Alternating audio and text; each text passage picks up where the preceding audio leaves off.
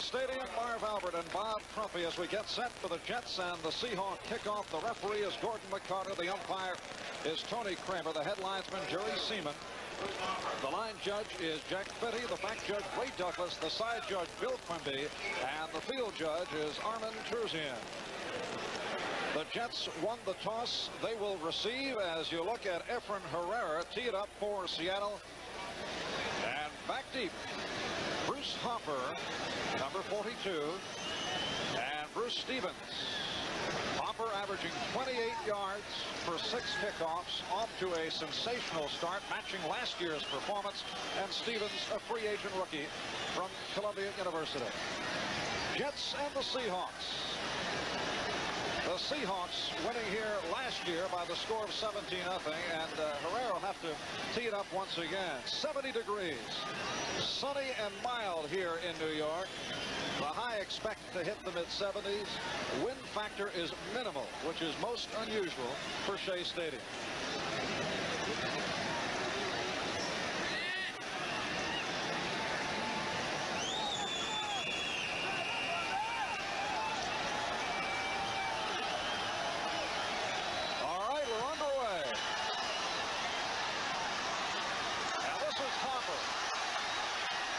Hopper gets a block. And a beautiful second effort bringing it across the 35-yard line. It appeared the Seahawks had him down earlier. And finally, John Sawyer and Don Testament were able to bring him down. So the Jets will go to work now. And that Jet backfield with Kevin Long, a starter this year, after seeing limited action last year. There's one of the best combinations of receivers there is in football with Barkham at tight end for the Jets today. Watch Walker. He'll go deep on you. And that is Gaffney in motion. Play action from the start as Todd goes sideline. And Todd has got a first down with his running back, Scott Durkin. Sammy Green, the linebacker on the left side, and the left cornerback, Cornell Webster, bringing him down. Marv, I'll tell you what, we'll watch any kind of offensive pass receiving today that you can imagine. Chris Ward and Marvin Powell, the two tackles there, they call them the bookends. And Randy Rasmussen, 12-year veteran, the oldest guy on the team. Got a quick glimpse of that defensive line with Bill Gregory getting his first start. Came from the Dallas Cowboys just a couple of weeks ago. First down for the Jets. Durkin and Long, the running back. And this is Kevin Long. Across midfield. Long is a second-year pro out of the University of South Carolina. Had his best day as a pro last week with 74 yards against Buffalo. The linebackers for Seattle. Keith Butler making his first professional start. Teaming up with Green and Beeson. And those defensive backs are going to be tested today, Marv. They got to get deep because New York is going to throw it. Second and about 5. That is Kirking, number 25, in motion. And Todd to throw again. Got the screen for Long. Kevin Long picking up the first down. Marv, the Jets are 2-0 coming into this football game, and they beat Miami in the first game, and they beat Buffalo in the second game, and they said they were lucky last week. But this team has come alive behind Richard Todd, and of course Walt Michaels takes a great deal of credit.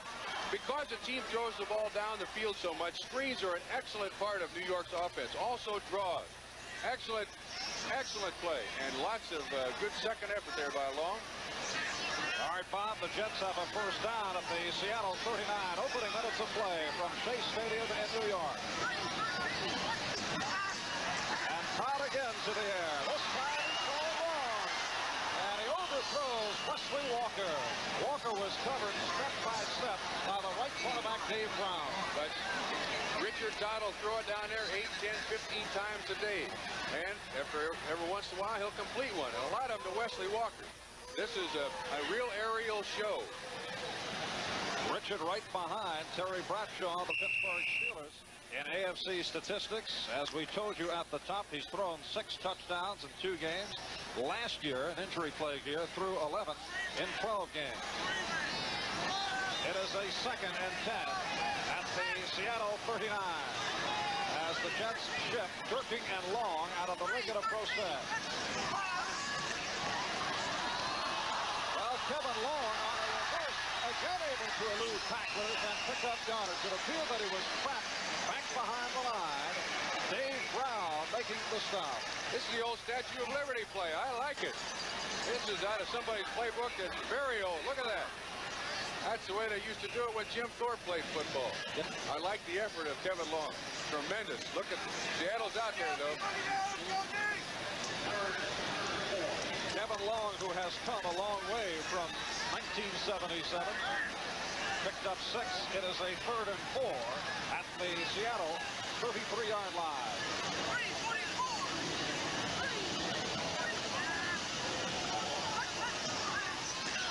All right, here's Todd throwing the middle. He's got Barker from first down.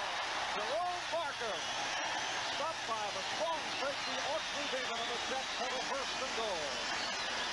Now I want to tell you, this has got to be a defensive coach's nightmare to try to stop either one of these offenses. Jerome Barker, when they double cover the outside receivers, Barker's got to be open right down the middle. Todd puts it on the money, and Jerome is an excellent receiver, has been for years. They moved him to tight end when Rich Castor left, and he played tight end last year. That guy can catch the football. A defensive coach's nightmare this one's going to be. And those are high marks from one-time All-Pro tight end Bob Trumpy. 1st and goal at the 6.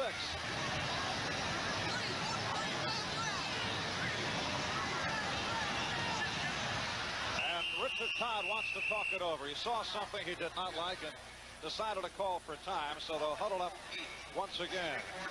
That's smart. That's smart. Richard Todd has not played a lot of professional football. He's got a very young team out there. He wants to make sure that everything goes right.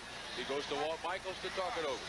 Giving us an opportunity to tell you that this telecast is presented by authority of the National Football League, and it is intended for the private use of our audience. Any rebroadcast or other use of this telecast without the express written consent of the New York Jets and the National Football League is prohibited. Well, Todd off to a fast start. He is 3 for 4 for 48 yards. Marv, I'll tell you, last year in the 1977 statistics for the NFL, the New York Jets ranked 27th out of 28 teams in defense. 26th, excuse me. And the Seattle Seahawks were 27th. These teams do not play defense. They rely on scoring a lot of points. Richard Todd has become the leader of this football team. Very, very similar to number 12 that used to play for the Jets. Although Richard Todd doesn't own a fur coat. He doesn't own a restaurant. He doesn't live in Manhattan. He lives on Long Island, really at the insistence of Coach Walt Michaels. He's a lot more low-key. He's from Alabama, and Joe Namath was his hero. That guy's destined to have his own TV series on NBC if he stays here long enough. You sound like you're looking to produce it. Wait a second, Buck. No, that's what happens to New York Jet quarterbacks. They get shows on NBC, Waverly's Wonders. There he is, Mr. Todd. Well, Richard sat out last year's 17-0 loss to Seattle because of a knee injury. Jets have controlled the football over these first 4 minutes. They have a 1st and goal down at the 6. We have no score. Long and Durkin, the running back. And that is Scott Durkin on the slap. So Durkin on his first carry. He is a second-year pro out of Purdue. Goes 5'10", 215 pounds, and he was stopped by number 77, Bill Gregory. There's the Seattle defense. Bill Gregory, just acquired from the Dallas Cowboys in a trade. And that's the man that can do an awful lot of good for this young team. Very young team out there, but they can play defense. It is a 2nd and goal down at the 3 as they line up tight. And Clark Gaines, who checked in, replacing Kevin Long, getting the call, stopped by Niehaus and Butler. So Gaines brings it down to the 1-yard line. The Jets have yet to score a touchdown on the ground. This may be their first one. Chances are, though, they'll probably throw it, right? We'll see. It is a 3rd and goal now from the 1. The crowd urging the Jets on. Gaines and Durkin, the running back, and the team holding it. Clark Gaines with the Jets' first rushing score The 3-year pro out of Wake Forest, who was hit by injuries during the course of preseason, lost his starting job to Kevin Long, brings it home right here. That is right over Randy Rasmussen and the #1 draft choice, Chris Ward. That's their first touchdown on the ground, as Marv told you. Yes, sir. For inches, he makes it. Now Pat Leahy, who has had a terrific start. Is 4 for 4 in field goals. Now make it 7 for 7 for points after. And the New York Jets, here in the opening moments of play at Shea, have taken a 7-0 lead on the Seahawks of Seattle.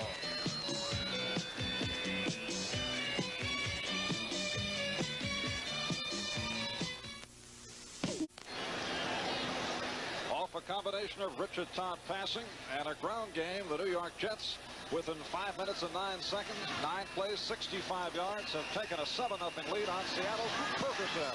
And Rufus Crawford are back for this Pat Leahy kickoff. It is Ferguson to the 20, to the 25, and across the 30-yard line as the Seahawks touch the ball for the first time this afternoon. Mike Mock, backup linebacker, making the stop for the New York Jets. The Seattle Seahawks with Jim Zorn at quarterback, Al Hunter replacing the injured Sherman Smith, who will be out for 3 more weeks, and Don Testament.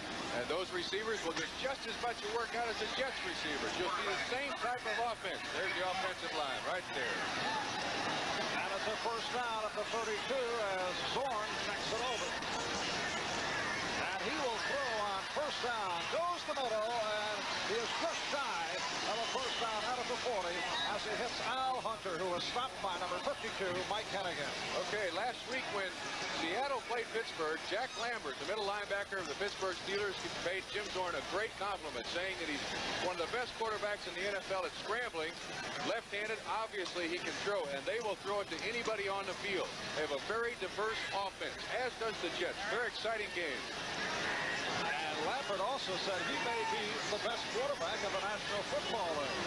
That is McCullum out to the right as they line up in the I. 2nd and 2 from the Seattle 40-yard line. Nice fake. Al Hunter stopped. It appears to be short of a first down. Number 73, and then you will hear throughout the afternoon. Second-year man, Joe Flacco, making the stop.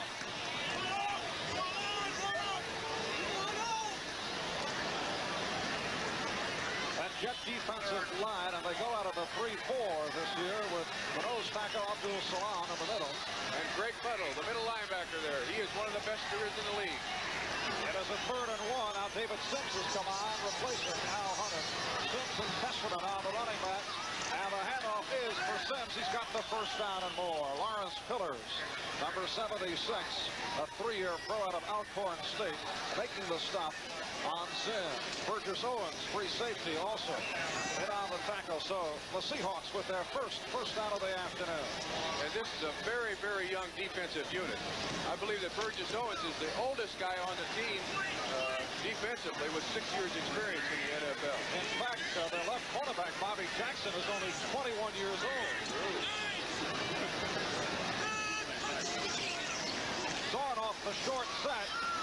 Quick square out completed to Steve Largent. Followed out by number 38, Ed Taylor. So Largent with his first reception.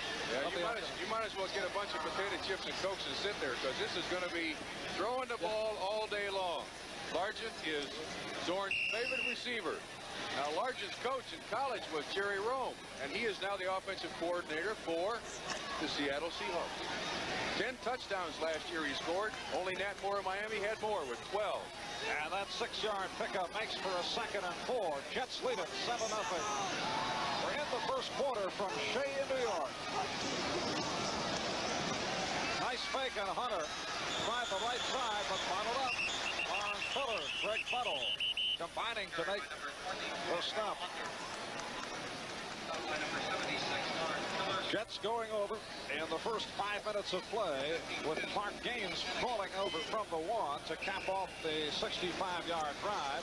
We have 7 minutes and 20 seconds remaining on this first quarter. And the Seahawks now with a 3rd down play. And the crowd urging the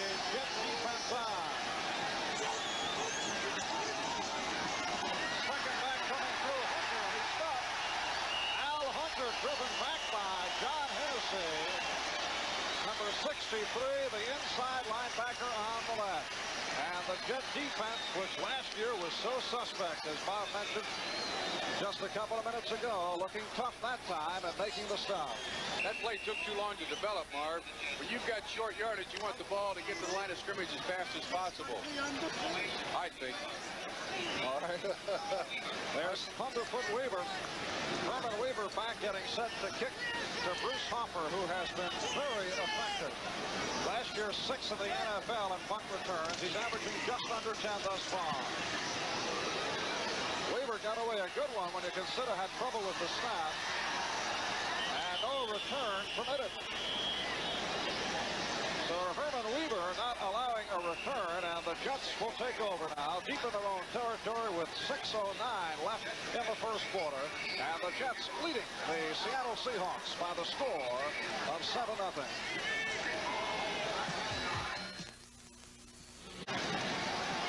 This is Marv with Bob Trumpy from Shea Stadium in New York. Jets leading Seattle 7-0. Jets now first down at their 13-yard line. Running backs are Durkin and Long. The quarterback is Todd as Long tries the right side and picks up short yardage on the play. Kevin Long, a 7th-round draft pick a year ago, the ball carrier. Well, the New York Giants out in front of the wing T formation. Kansas City Chiefs 7-0 in the first quarter. And Pittsburgh doing a job on your old ball club, the 0-2 Cincinnati Bengals. Soon Would you explain that? No, soon to be 0-3. Well, Ken Anderson's out. That has a lot to do with it. Plus, Pittsburgh is a real nemesis for Cincinnati. 2nd and 7 at the 16. Again, the give for Long. He's got an opening. And Long has picked up a first down. The free safety, number 44, John Harris, making the stop on Long. Well, this is a good play. See the guard pulling out there, opens up a good hole. That's a rather lanky running back, Mr. Long, but he shows me good mobility. That's a nice pickup. The Jets do an awful lot of things good. That is a 10-yard advance for Long and a first down for the Jets at their 27-yard line. That's Gaffney to the right and Walker left. On the play action, Todd with time, and it is completed to Wesley Walker. A diving catch made by Walker. And another first down for the Jets. Dave Brown covering on the play. Well, you see what happens. You talk about one receiver and you try to double cover him. This is just Walker coming over the middle. Todd has a lot of time to throw the ball, and he is a very high percentage passer, and that's a fine catch, a prone position catch. Derek Gaffney. Interesting story about him. He recruited Wes Chandler to Florida, and Wes Chandler took his spot.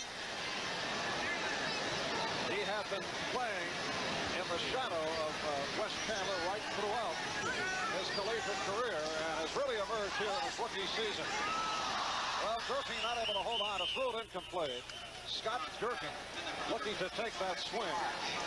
So it will be a 2nd and 10 now at the 48-yard line. Richard Todd coming into today, 31 for 51, 60%, 6 touchdowns, and has been intercepted only 3 times. You see him talking to his running back there. That's the kind of leadership you want from your quarterback in the huddle. Hey, look, that's all right.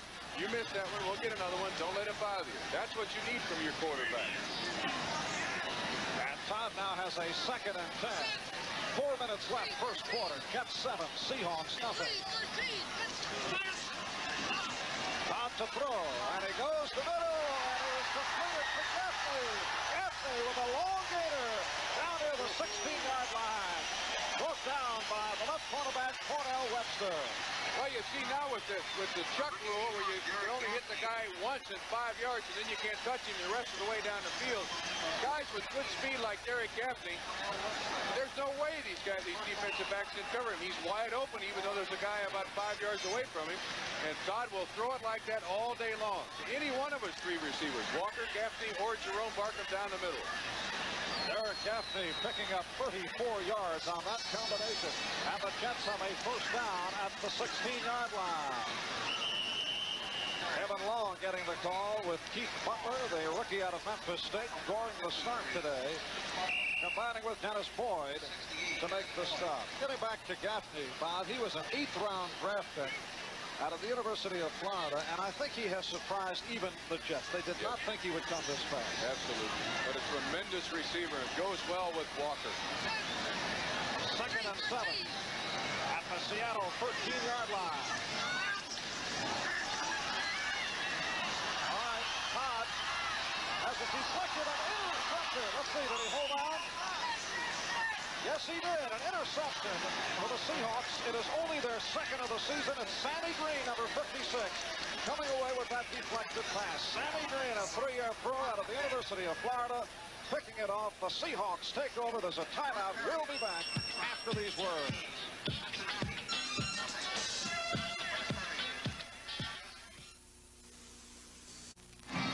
Back at Shea Stadium, Wesley Walker, the intended receiver on this play, fell down. Todd moved a little bit. It was tipped by a defensive lineman, and Sammy Green comes up with it. Seattle's 2nd interception of 1978. And now we go to Seattle's multiple offense. Richard Todd now 7 for 9, 105 yards. And the 4th time he has been intercepted. McCullum to the right, Largent left. First down for Zorn at the Seattle 12-yard line. The handoff for Testament, and tried to follow his blocker but could not. Got lost in the crowd. Don Testament, who had a strong game against the Jets last year in that 17-0 victory, rushing for 65 yards. Stopped by the combination of Abdul Salam and Joe Klecko. 2nd and 8, 2-yard pickup. What a game Klecko had last week. His man, Ken Jones of Buffalo, was called for holding 4 times. That's incredible. Yeah. A question to watch, something to watch here. This is the first 34 defense that the Seattle Seahawks have faced this year. Wonder how they play. On 2nd and 8, and Zorn pops one and completes the sideline pass to Sam McCullum, number 84.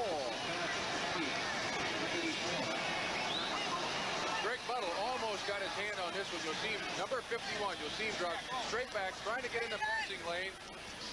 Almost gets it, and a fine catch by McCullum to keep his feet in. A veteran receiver from Minnesota. He'll help this team a lot. Good, consistent receiver. And he picked up 7 on the play. It'll be a 3rd and 1 for the Seahawks at the 21. Double tight end alignment now for Seattle. Ron Howard and John Sawyer are the tight ends. Testament and Sims, the running backs. Whoops. All right, a flag down. And let's see. The clock says 6. That's what Zorn's arguing. You got 30 seconds to get the playoff in professional football, and the time clock says 6. So they're going to give him another play. Will they give him 30 seconds again? Yes, they will. Well, I like that. The official makes a mistake. Okay, let's start all over. Art, that's our fault. May have picked up on the sidelines. One of the officials says it's a do-over. I thought they only have do-overs in the streets of New York. They called a delay of game, but it was not so. So they'll try again. It is a 3rd and 1. And the handoff for Sim, close to a first down. We'll have to wait as Lawrence Pillars was there to make the stop on number 35, David Sim. Seattle players are saying, yes, we made it. Yes, they did.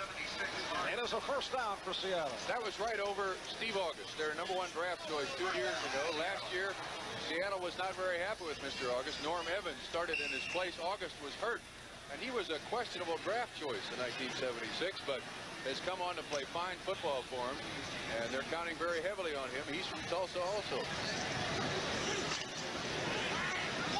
First down for Seattle. At their 23, Largent goes left and McCullum right. And Hunter lined up in the eye behind Sims. Nice play action by Zorn. He goes sideline. Beautiful move. Hitting McCullum as he is hit out by Greg Buttle. I'll tell you what makes this play go, and it shows the veteran receiver, Sam McCullum. He comes back for the ball. If Zorn had thrown it right where he made the break, Greg Buttle would have intercepted it. But as you play professional football, after a while you realize that you got to come back to the quarterback for a reception. And Sam McCullum did that, and they're going to measure for a first down. Very close. McCullum tried to pick it up. He's checking out the marker on the sideline as he watched the ball thrown by Zorn. And it is a first down. So McCullum just did pick it up. Seattle. Coach Jack Patera of the Seattle Seahawks. Seahawks with a record of 5-9 last year. The most successful second-year franchise in the NFL. Looking desperately for a defense, but I'll tell you, Seattle likes their football team. Here's a statistic for you. The first year of the franchise, 1976, they sold 59,000 season tickets in 27 days. Now they sold 50,000 this year, and they average about 62 per game in the Kingdom. Excellent, growing franchise. And Seattle to meet the Detroit Lions at home at the Kingdome next Sunday. Seahawks first down at their 32. A handoff for Sims, and just a couple. Mike Hennigan, the inside linebacker, making the stop. David Sims, a 2-year pro out of Georgia Tech. Sherman Smith is out, as we mentioned earlier. Suffered a shoulder injury in the opening game against San Diego after scoring a touchdown, a ball game that we telecast. And of course, they missed Sherman Smith, and Patera going with combinations of Hunter, who missed the entire preseason because of injury, and Sims and Testament, and the rookie Rufus Crawford. 2nd and 9 at the 34. Al Hunter is back in now. There's a penalty marker down as the running back moved, with Hunter taking the handoff. Sims went too quickly. Salam and Pillars combined to make the stop. Here's the penalty upcoming from Gordon McCarter. Well, I suppose if you're going to have a penalty, you want it with your player going forward. And he was just a little bit anxious here. There's nothing wrong with that. These are two very youthful football teams. They've got a long time yet to be in the NFL. There's the penalty. Illegal procedure, I believe. We apologize. The microphone on the field not operating. As McCarter indicated, the illegal motion. Penalty declined, so it is a 3rd and 9 now for Seattle. Go with 3 wide receivers, McCullum, Ferguson, and Larkin, for this passing situation.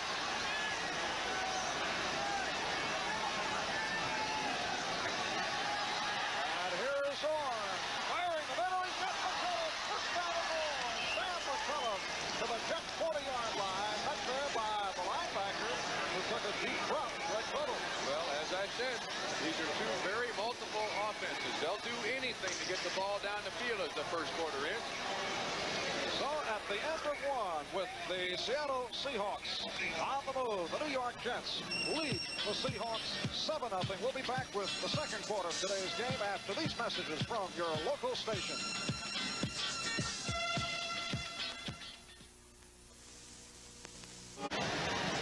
At Shea Stadium in New York, Marv Albert and Bob Trumpy as we get set for the second quarter, and the Jets leading it by the score of 7-0, with the Seahawks on the move, and Al Hunter, the receiver, holding down the Zorn pass inside the 20, and again it's Buttle making the start. Buttle and Jackson combining, as Zorn has now hit 6 out of 6.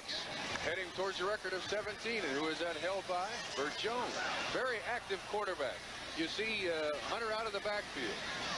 I'm telling you, they'll throw it to everybody but the head coach. And if he can get open, they'll probably throw it to him. And the New York Jet defensive backfield will be tested severely today. Now that has been a major question mark on this ball club. Hunter with a 21-yard pass play. First down at the 19-yard line. And here's Zorn throwing on the run, and a diving pass right by Larkin.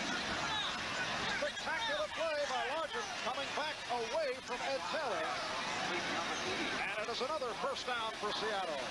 Okay, if Jim Zorn has one problem, he's not very tall. But the offensive coaches of Seattle said, okay, well, set up a moving pocket so he can see around and through those defensive linemen. Once again, his favorite receiver, Steve Largent, comes back for this football. Fine throw and comes back for the football. See there?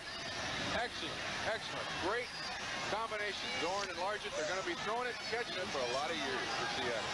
Zorn now 7 for 7. The Seahawks first and goal at the 8-yard line. They are trailing 7-0. And again, Zorn throwing on the move. Incomplete. Coming for Largent. But a penalty marker down. Bobby Jackson covering on the play. goes down.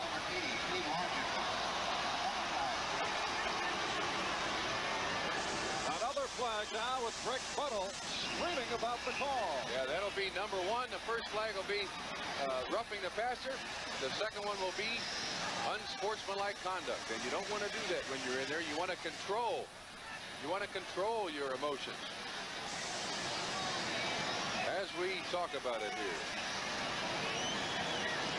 All right, well, we'll see Buttle on the blitz. Just trying to contain Jim Zorn. He throws it. Well, he slapped him right in the face, and they probably should have put 20 yards on it. And I'm not so sure they shouldn't throw him out of the game. That's a totally exposed football player. You don't want to hurt somebody like the quarterback of the other team. You want to play a good, honest football game, and especially with the concern of brutality in football, that's uncalled for. He's a good enough football player that he doesn't have to make a reputation of slapping quarterbacks in the face. I'll get off the podium now. Yeah. All right, here is Gordon McConnell. Kelly was on number 51, Greg Buttle. Greg Buttle with the personal foul. The first one was roughing the passer. The second one is unsportsmanlike conduct. That's a penalty of half the distance to the goal. And it makes for a first and goal from the 4. Greg Robinson has come on now as the Jets go to a 4-3 alignment. And Zorn pitching for Sims, looking to get in, and he drives forward, and he's in for the score.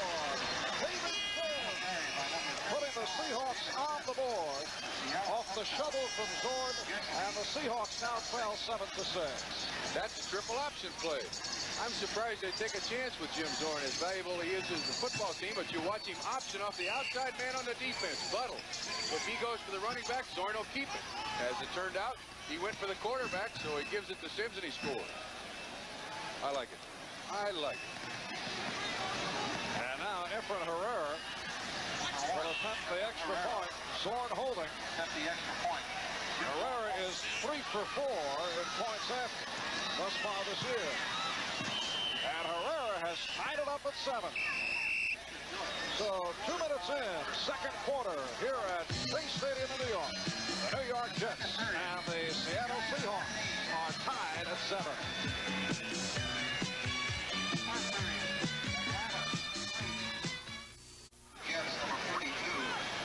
NBC Sports bringing it all to you from Shea Stadium on a beautiful day. Temperature in the 70s and just a slight breeze, which is most unusual for Shea. Usually the quarterbacks have to battle to win here. Herrera to kick off to Hopper and Stevens. We're tied at 7. 10th play drive, 88 yards with a minute 41.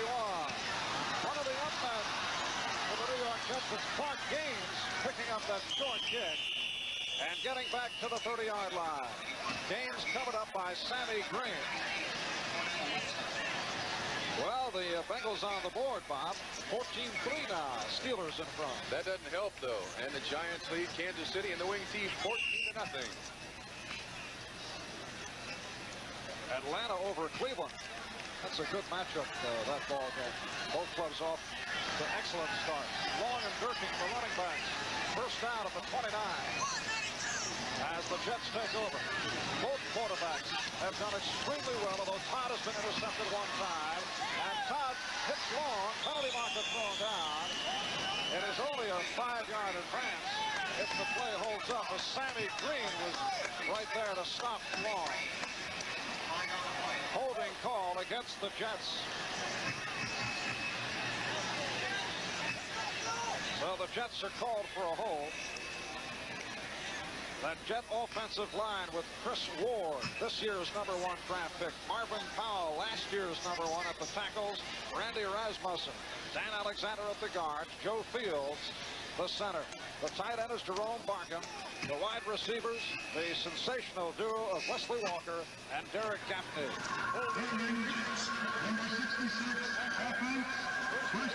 Well, let's see if we can pick up who the holding was on. On Rasmussen, the veteran, the only guy left on the Jets from the Super Bowl victory in 1969. Shame on you, Randy. And it makes for a first and 20 back at the 19-yard line. Here's Todd with time. He goes short, and he's got long. Long to the 28-yard line. Webster combined to make the stop. So Kevin Long, the second-year man out of South Carolina, seeing a lot of action both as a runner and a receiver here in the first half. It appears now that Seattle has gone to a total zone situation, and therefore Todd will throw to his running backs a great deal, and he has excellent receiving running backs, Long, Jerky, all of them. So they're not going to be hurt by this total zone defense. And Bobby has now inserted Bruce Hopper in the backfield, who usually comes in passing situations, 2nd and 11 at the 28. And Todd to throw. Harper fell down as he went out to the flat, and Todd is in trouble. He is able to get it away and just throws it away. Cornell Webster making the grab out of bounds. Wesley Walker, the intended receiver. Well, I'm a little surprised at the Jet receivers. When your quarterback is flush in the pocket, you want to run the same direction that he's running. You want to run to the sideline. Anybody standing on the sideline at the direction the quarterback's running should go upfield. And in that way, the quarterback's got somebody to throw to. I didn't see anybody going that way. Something I got to work on. 3rd and 11 now. The Jets at their 28. We're tied at 7. And 12 minutes remaining in this first half. Richard Todd, 3-year pro out of Alabama. All right, this time it is Long with great balance near the first down marker. Kevin Long likes to run low. It looks like he's going to stumble and go down, but he does not. Dave Brown and Keith Butler make the stop close to a first down. And he's 6 feet 1 inches tall, so he has to bend, crouch way down to get there. With the way that the Jets throw the ball, this is an excellent play. There's a little trap, draw trap, and Long squirts up through there, shedding tacklers, good strength, good balance. I don't think he got it. Whoa, that just shows you how much I know. 1st and 10, New York. Just did pick it up. It was close. Well, Bob, from the angle you're at, I've let the folks know you're not exactly my armchair lined up. That's right. My armchair is very comfortable here. It is a first down at the 39-yard line. Scott Durking back in. Ian Long, the running backs. The handoff for Durking. Following Alexander, trying to cut back the other way, and just picks up a yard. That's all. Number 25, Scott Durking. Durking stopped by Boyd and Butler. Hi there. Who is that fellow? Big guy to the right here. I'm the football player. I don't think anybody could tell that, though, Bob. I'm the one with the bubblegum card on my back. Here we go. 2nd and 9 at the 40. Trumpy, an intimidating force even in the booth. All right, Todd again with time and threw in a crowd. Let's see who came up with the football. Scott Durkin trying to wrestle away to Seattle Seahawks. Keith Butler, 53, and Terry Beeson, number 58. And it is Durkin who came up with it. That's a fine reception. Once again, I repeat to you, anybody catching a football in professional football, you got to come back towards the quarterback to catch it. If he hadn't come back here, that's an interception. Fine reception. Excellent. That's good for 8 yards. It makes for a 3rd and 2 at the 48. Jets and Seahawks tied at 7. 3 tight ends in for the Jets. Parkham with the rookie Schuler and the second-year pro Rava. And it's Todd on the option and looks to be stopped short of the first down. Cornell Webster making the stop. That was out of the Bear Bryant, Alabama playbook. Absolutely. That's the same play that Seattle scored on down at the other end, too, the triple option. Well, you know, Todd's a durable type quarterback. He's only had a little bit of injury with his knee. He has the arm of Joe Namath. He does not have the legs, which is a plus for the Jets. And Seattle played that very well. Cornell Webster. I like that. All right, Chuck Ramsey. There's John Harris, number 44, waiting this Ramsey punt. Ramsey was questionable today because of a pulled muscle. Off to a terrific start after a poor season last year. Ramsey averaging 45 yards per punt. Big rush, kneeling block. And he got away a good one.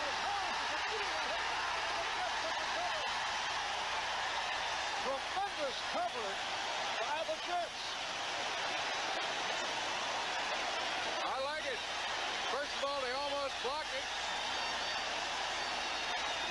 did. It always seems to happen that way when it's almost blocked. Bobby Jones got right down there, ran right by the blocker. Harris should have fair caught this. Good hit. Well, he dropped it. It wasn't from the hit. And then he keeps his senses and grabs a hold of the ball. First and 10 Jets on about the, what is it, the 13, 14-yard line. Whoa, here we go. Bob Jones, 23-year-old rookie free agent, with a big turnover. First down at the Seattle 13. We're tied at 7. The handoff for Long, big opening. And he brings to the 7-yard line. Dennis Boyd, the left defensive tackle, making the stop on Kevin Long. Getting back to Bobby Jones, he attended college at Youngstown State, did not finish, did not play college football, was working as an automobile mechanic in Ohio when he asked the Jets for a tryout. That's a similar story to yours, Bob. Oh, not quite that. Joe Klecko is another guy that's a mechanic, isn't he? Yep. Second and 4. And here's Durkee to the 5-yard line. Straight ahead move by Scott Durkin. Keith Butler, rookie linebacker, making the stop on the play.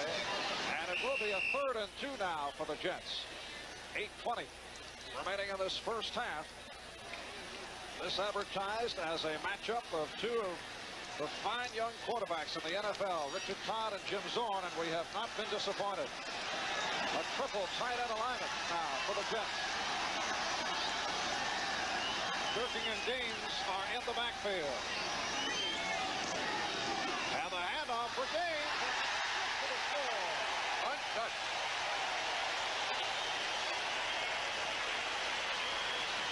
Once again, they went over Chris Ford, their #1 draft choice this year. And Schuler, the young tight end over there, got a lot of confidence in that side of the line. That's also the same side of the line that Randy Rasmussen plays on. Clark Gaines goes absolutely untouched into the end zone. Look at Rasmussen, number 66, pulling out there looking for somebody to block. Finally finds somebody 2 yards from the goal line. It is 13-7 to Jets. This set up by that Bobby Jones hit on Harris, making for the fumble recovery. Pat Leahy now to try for the extra point. And Leahy on the season is now 8 for 8 as the New York Jets have jumped in front of the Seattle Seahawks by the score of 14-7. We'll be back in just a moment.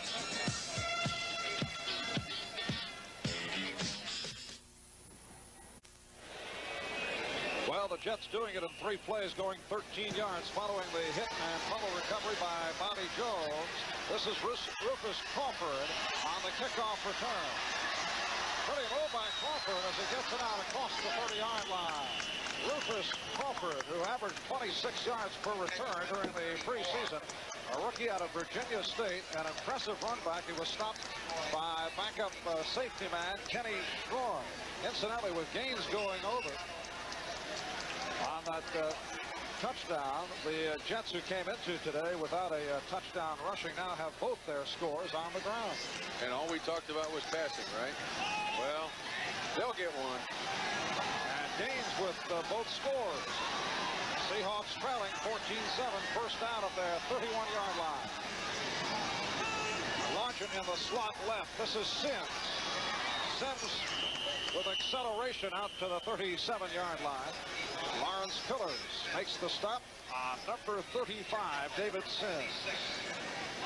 Sims had a quiet day last week against Pittsburgh, carried 9 times for 20 yards. He's averaging about 3 per pop. Second and about 3. Here is Largent coming out, bottom of your screen. Sims and Hunter are the running backs. And a give again for Sims, and he is stopped short of a first down. He's shy about a yard. Salam and Klecko combining.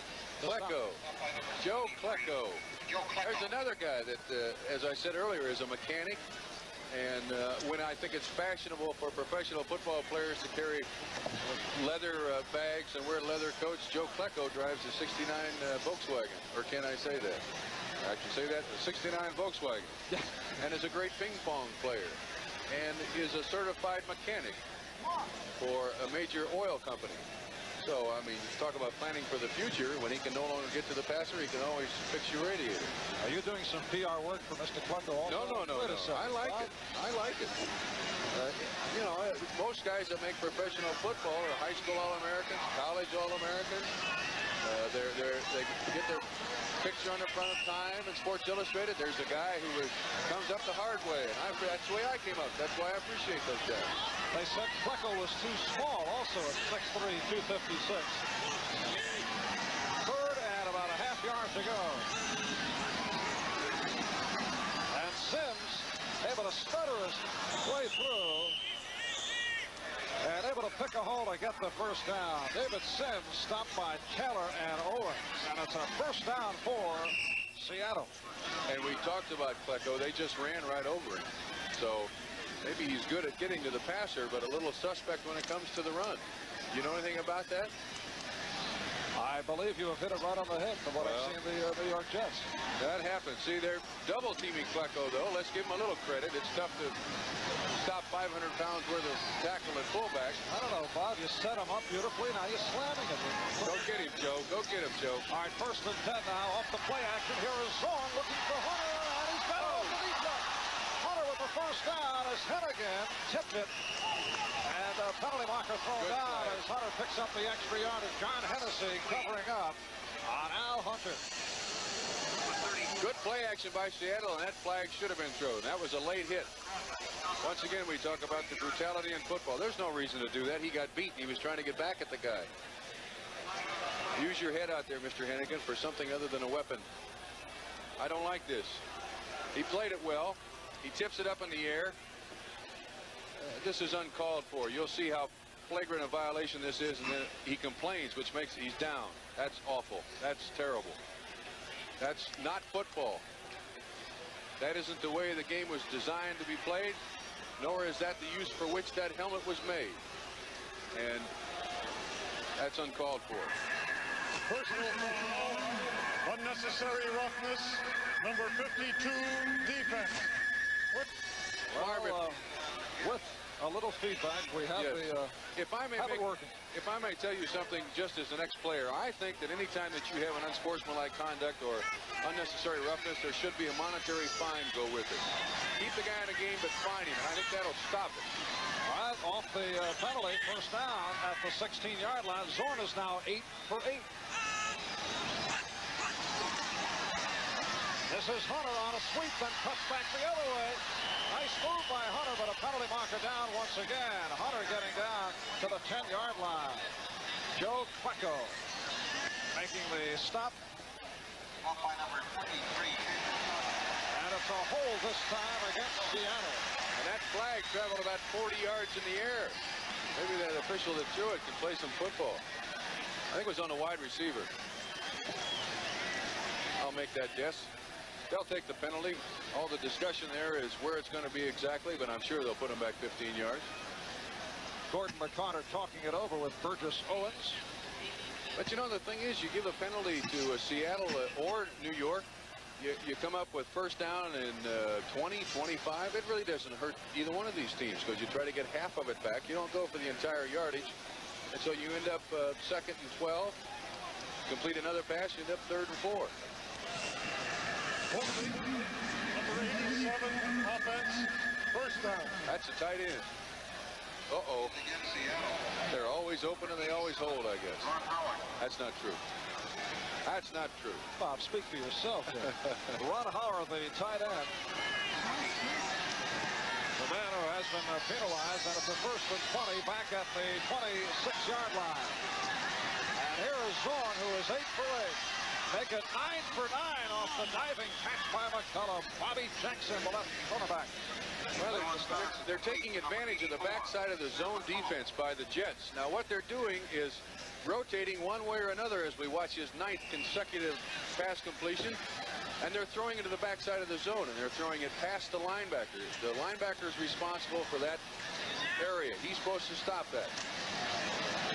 2nd and 9. As John Yarno leads the Seahawks to the line. That's Ferguson out to the right and Lodgett left. And Zorn trying for 10 in a row, and he does not get it. Largent, the intended receiver, and finally the Zorn streak is stopped as Ed Taylor, number 38. The right cornerback broke it up. He's disgusted. He threw that behind Largent. That was a bad pass, but it's the first one he's thrown so far. Good pressure by the Jets defense, so helped him. Made him rush that one just a little bit.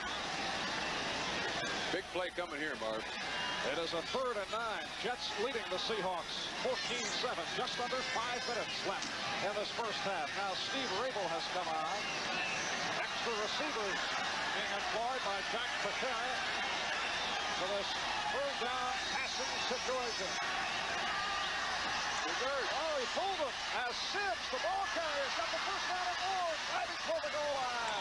A gorgeous fake with Jets looking for the pass. Sims on the reverse, trying the right side, and it's a 1st and goal now for Seattle. Suggs and Owens just did get to Sims.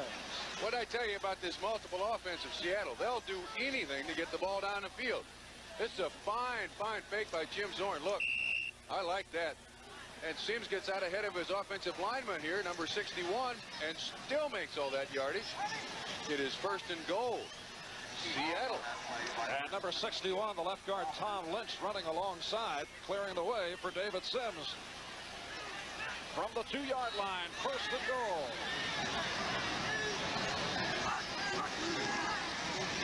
Beautiful fake again, and Sims brings it home. The fake was to Hunter, and it was Sims going to the left side, and the Seahawks now trail it 14-13. Beautifully handled drive by the quarterback Jim Zorn. That was a sucker play. They pulled the offensive lineman right in front of that defensive tackle, and you'll see the defensive lineman goes with the guard. There is nobody there. Nobody there. Greg Robinson pulled out of there. Oh, that fine play for the score.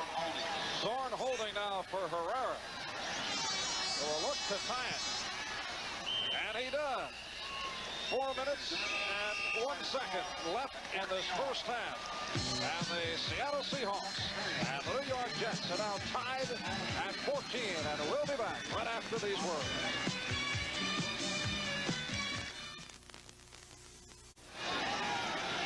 Right here, we pause briefly for station identification. This is the NBC Television Network. You're watching Channel 5, KING-TV, Seattle. The bounding kickoff picked up by Bruce Harper, and Harper brings back across the 30-yard line. I've been waiting for Bruce Harper to do something. I got something for you ladies. This young man went to school with John Travolta in New Jersey. I didn't see him in Saturday Night Live, but they call him the Smidget. That's a small midget, but he can play. And, of course, he knows John Travolta, so certainly doesn't have to look too far for employment. The Smidget. The Smidget from Kutztown State. Kutztown State? That's where Walt Michaels' son goes. Where is Kutztown State? And upon his recommendation, Bruce is with the ball club. Doug Dennison of the Dallas Cowboys. True. Same alma mater. This is Kevin Long, who is stacked up. Peter Cronin, number 57, a second-year pro at Boston College, making the stop on Long. That time Long ran high as he tried to elude Cronin, but could not. The Seahawks have an excellent linebacker corps. Green, Beeson, and Cronin. Those 3 young guys are going to play an awful lot of football for these Seahawks. Beeson led the team in tackles the last 2 years.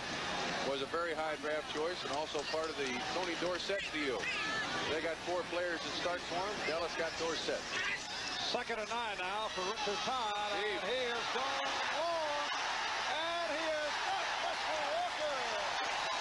Walker down at the 16-yard line. Dave Brown, the right cornerback, in a race with Walker, but Walker beat him. What did we say in a pregame show? They'll extend him deep about 6-8 times a game and try to get it to him. If this ball was underthrown, or Walker would have scored. There's Todd. I like that, the field general. But he sets up there and throws it deep, and Wesley Walker, who averaged 21 yards plus per catch last year. Fine reception, too. The guy's got his hand in his face, still makes the catch. Excellent reception. He's got something wrong with him. He doesn't concentrate on the ball enough on the short pass. Picked up 49 yards. First down for the Jets at the 19. This is Long to the outside. Kevin Long. Stopped by the free safety, John Harris. Rasmussen and Ward leading the way for Long, who cut to the outside. And Long brings inside the 10-yard line. I repeat to you this statistic. As we are now in the 2-minute warning. But the Jets were the 26th worst defense in the NFL last year. The Seahawks 27th. Lots of scoring today. Well, the Jets with a 2nd and 1 upcoming when we resume. Following this 2-minute warning, it's a tie ball game at 14.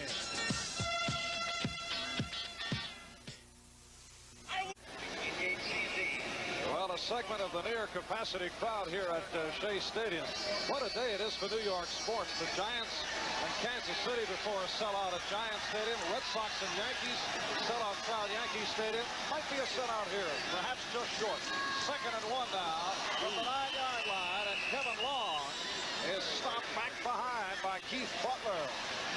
So the rookie linebacker, 2nd-round draft pick number 53, Keith Butler, shooting right through to stop Long. And this is rather unusual, I think, in that Seattle's 1st-round draft choice this year was a guy named Keith Simpson from Memphis State. Their 2nd-round draft choice is a guy named Keith Butler from Memphis State. This is his first start as a pro. Go get him, kid. Well, that time he stopped Long, making for a 3rd and 3 now, back at the 11. High ball game at 14. Less than 2 to go, first half. And Todd to go to the air. A penalty marker down. Touchdown to Barkham. But let's see what the flag is all about. Jerome Barkham, if it counts, has come up with his 3rd score of the season. It will not count. A holding penalty against the Jets. That flag went down as Todd was making his move, fading back. Jerome Barkham is not a very big tight end. And that's really kind of the fashion nowadays, I think, of professional football, especially when you got a guy like Richard Todd throwing at you on a receiving tight end. And he played wide receiver. Holding, number 60, offense. 3rd down. Gordon McCarter sounding better and better. Dan Alexander, the man who did the holding, number 60. I don't know if we're going to be able to see this or not, but Richard Todd's got a lot of time to throw. Maybe that's why. But as I said about Jerome Barkham, an excellent receiver, played wide receiver for the Jets for 5 or 6 years. Real plus for this football team. And it's now a 3rd and 13 back at the 21. And Todd goes to the end zone again. It's intercepted. Dave Brown, the right quarterback, picking it off. And that's the 2nd interception of the day off Richard Todd. Wesley Walker, the intended receiver, and Todd threw it short. Now, one of the things that a quarterback has to learn when he comes into the NFL is to read defenses. I think Richard Todd misread this defense. The man open in that coverage was Jerome Barkham down the middle. He threw it a little too quickly. I think this is a bad choice on Richard Todd's part. Maybe trying to go a little too much to Wesley Walker. We have 1:08 left in the first half. Seahawks take over, and there's a timeout on the field. Tie ball game at 14. We'll be back at Shea in just a moment.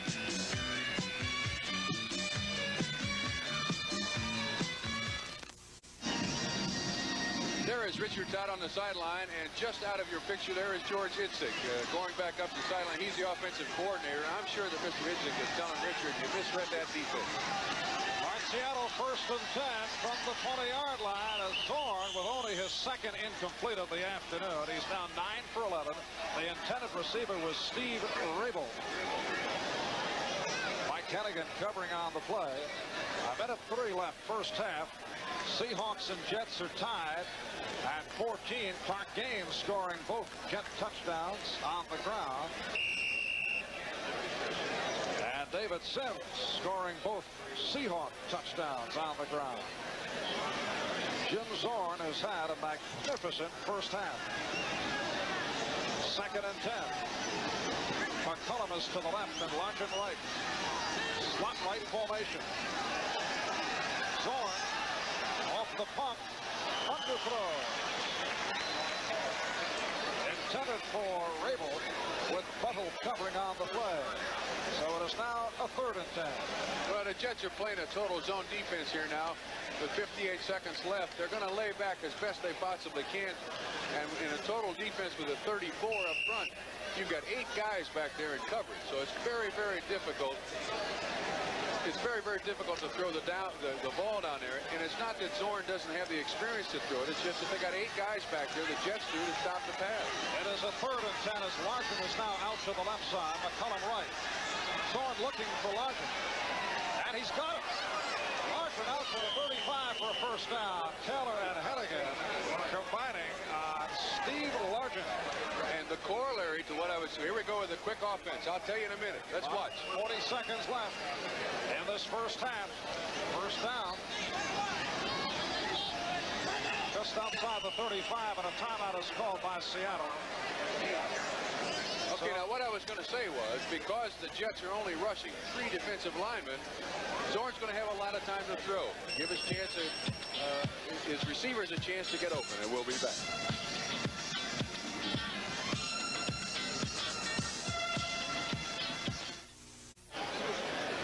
As you see, 32 seconds remaining in this first half. Seattle has 2 timeouts remaining.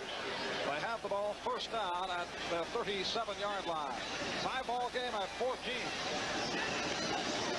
And here's Jim Zorn handing to David Sims, getting a couple of blocks and runs it out of bounds to stop the clock short of the first down. Runs out at the 45-yard line. John Hennessy makes the stop.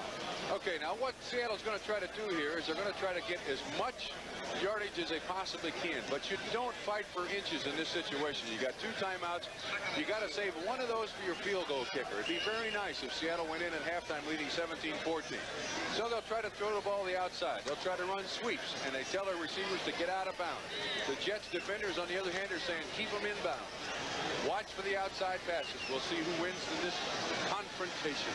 All right, second, about 2.5 to go. 27 seconds remaining in the second quarter. All right, Zorn in trouble, and going to run out of trouble. And he's got the first down, tries to get out of bounds, but cannot. He tried to stop the clock. Well, the timeout has been called with 17 seconds remaining. Jim Zorn outrunning the coverage. Some words between Jet and Seahawk players. How's your family? Yeah. You know, a good restaurant? Okay, as I said earlier, Jim Zorn, fine block on Hennigan there. And one on Klecko, and I think Joe doesn't like that. And he does make it out of bounds to stop the clock with 17 seconds left.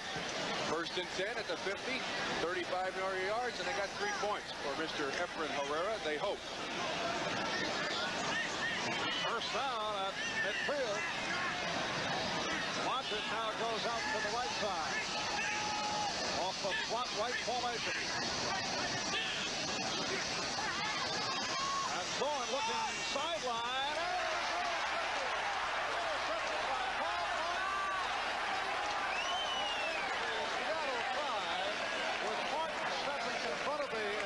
Receiver or tight end Ron Howard, and Bob Martin has come up with his first intercept of the season, and we have 8 seconds left in the first half with the Jets taking over.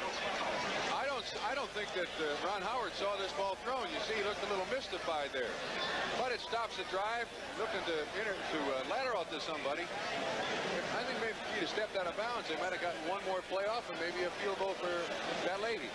Well, there he is on the sideline. Yes, sir. That's a fine catch, too. That wasn't an easy one. That's the man that Walt Michaels calls the most consistent linebacker on the ball club. Separated shoulder, knocked him out of most of last season. 3-year pro out of Nebraska. Bob Martin. Jets now first down at their 48-yard line. Only 8 seconds remaining in this first half. Durking and Long are the running backs for Richard Todd. And Todd, of course, looking deep. He throws way downfield and intercepted by John Harris. And Harris on the return, looking for blockers and wrestled down 35-yard line. Wesley Walker, the intended receiver, as the gun sounds, ending this first half as Todd is intercepted for the third time this afternoon. So at halftime, the Seahawks of Seattle 14 and the Jets of New York 14. We'll be back with our halftime in just a moment.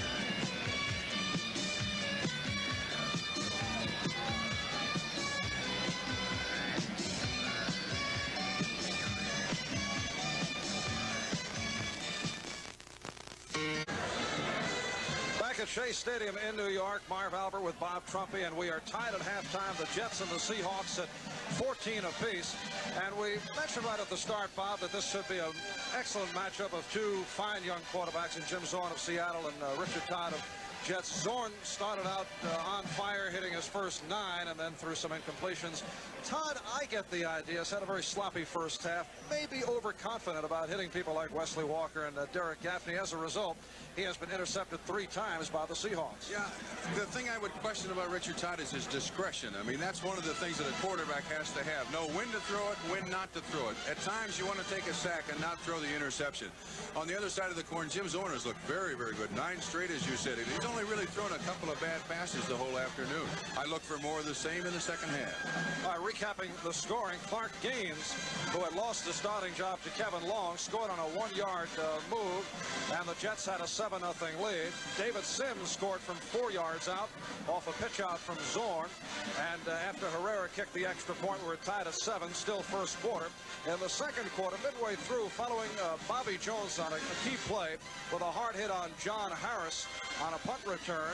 Harris fumbled, Jones recovered, gave the Jets a tremendous field position, and Gaines went in from 5 yards out. Leahy kicked the extra point, and the Jets had a 14-7 lead. And with 4 minutes left in the second quarter, David Sims scored on a 2-yard run, and that tied it with Herrera converting the extra point. And that's the way we are at halftime. The Jets and Seattle even at 14. Well, as we said in the pregame show, we didn't expect to see much defense from either of these teams. I repeated, and it's worth repeating, that last year the Jets were the 26th worst team in defense in the NFL. The Seahawks were 27th. So these two teams have to rely a lot on their offense.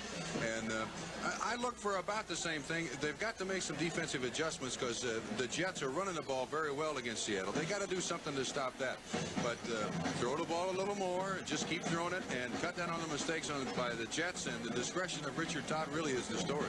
Bob, the more I see of Jim Zorn, and you and I did the opening game against San Diego out in Seattle, and we mentioned what Jack Lambert had to say after the Pittsburgh game, that he may be the best quarterback in the NFL. He didn't say best young quarterback. He said best quarterback, which might be stretching it a bit at this point. There's no question he is one of the top quarterbacks in the league.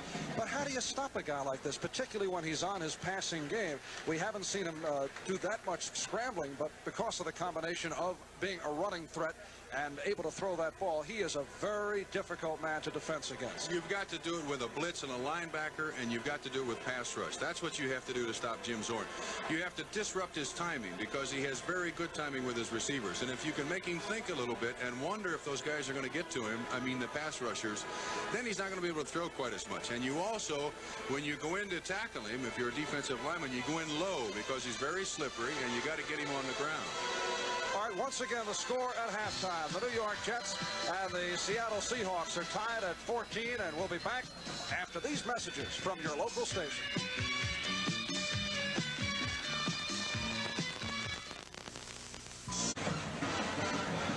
Marv Albert with Bob Trumpy back at Shea Stadium in New York, where the Jets and the Seahawks are tied at 14. We have the official stats on Jim Zorn. 10 for 14, 137 yards, that 1 intercept. And Richard Todd, 8 for 14, 171 yards, and he was intercepted 3 times. Bob, checking the scoreboard. Here's one I'll let you get, all right? Cincinnati on the short, and I hate to do this to you. Well, my old team is not having very much luck so far this season. They're 0-2, and it looks like they're going to be 0-3 because Pittsburgh leads them 21-3. And they are in the second quarter. All right, at Giants Stadium, the Giants out in front of the Kansas City Chiefs 14-7. Ted McKnight just scored for Kansas City from 2 yards out in the second quarter. Pisarcik has thrown 2 touchdowns for the Giants, 1 to Bob Hammond and 1 to Don Perkins. In the second quarter, Chicago in front of Detroit 7-0 on a 1-yard run by Walter Payton. Cleveland and Atlanta now in the second quarter with 5:45 remaining, and they are tied at 10. Standback going over from 15 to tie it at 10. Houston leading San Francisco 7-0 in the first quarter on a 4-yard run by Earl Campbell. That's his 4th touchdown of the season. He leads the National Football League in points scored. He went in tied with Pat Leahy of the Jets. All right, Tampa Bay out in front of Minnesota 3-0 on a 42-yard field goal by Neil O'Donoghue with 7:56 remaining in the first quarter. So the Minnesota Vikings, who come off that Monday night victory against the Denver Broncos in a controversial situation in the final seconds of that ball game, now find themselves trailing the Tampa Bay Buccaneers by the score of 3-0. Yeah. I think there are going to be a lot of surprises this year in the NFL. With 16 league games, the Jets lead the Eastern Division of the AFC 2-0. Baltimore appears to be dying on the vine. There's no telling what's going to happen here.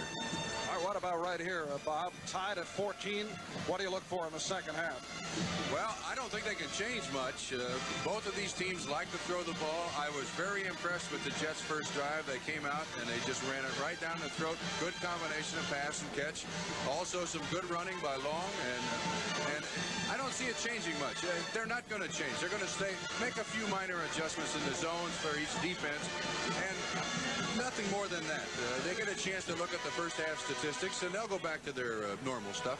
The only adjustment that I can see, perhaps Richard Todd might be a bit more conservative in terms of going long range with Walker and Gaffney. Yeah, use his other receivers a little more. Barkham is a good receiver. Gaffney's a good receiver. He may be looking a little too often for Wesley Walker. Walker, as we said right at the start, would get double coverage, but has not been getting it right throughout. So as a result, Todd has been looking for Wesley. Well, if he does get double coverage, I mean, that should be exactly what the Jets want, because he's got 2 running backs that can catch the ball very well. Barkham and Gaffney are both excellent receivers, so he's just got to put Walker on the shelf for a while and go to these other guys, and then maybe Walker will open up. Although he did have that 49-yard reception that one time he outran the zone. On the other hand, when you take a look at Jim Zorn and his game, of course, his favorite receiver is Steve Largent, but going into the season, and we talked about it before the game against San Diego, the feeling was he would not go to his tight ends, and he only went to certain people, but it seems that he has opened up his game considerably. In fact, Coach Patera says that he has matured as a quarterback, and that's the main reason he has cut down on interceptions. And he has matured very quickly and shows great discretion as a quarterback, and he is going to be an excellent one. Not forcing the issue the way he did his first couple of years in the league. That's right. Waiting for the man to get open. He has confidence in his offensive line to give him time to pass the ball. And, of course, the big plus for him is he's a great scrambler. He can get out of trouble easily. So he's going to be all right. Okay, we are tied at halftime. The Jets and the Seahawks are even at 14 apiece, and we'll be back with second half action in just a couple of minutes.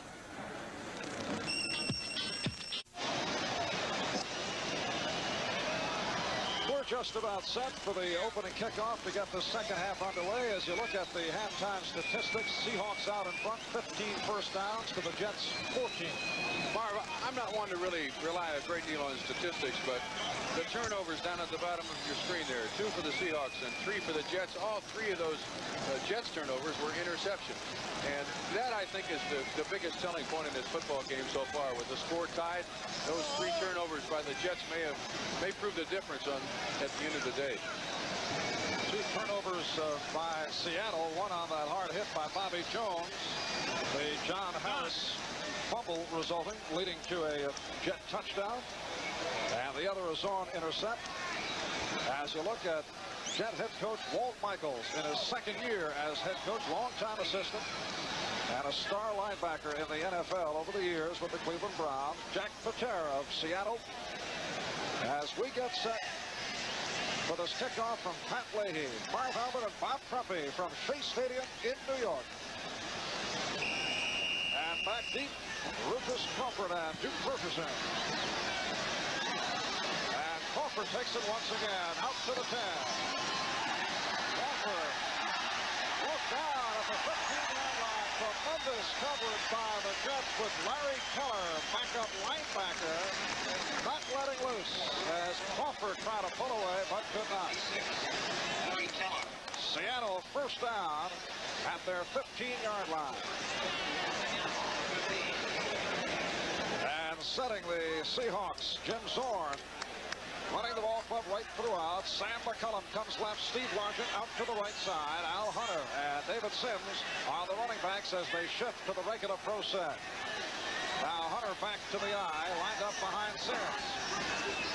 And the handoff for Sims. Straight ahead move for short yardage.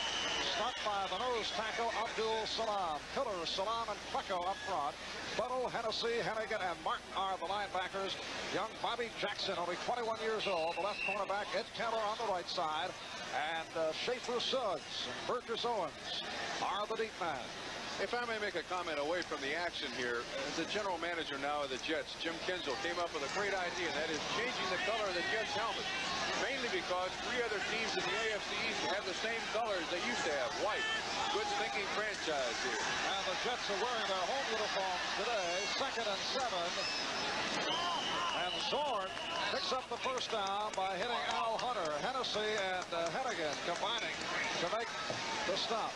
Over the years, the Jets have been noted as having, hate to use the word ugly, Bob, but noted for not the smartest looking uniforms in the National Football League.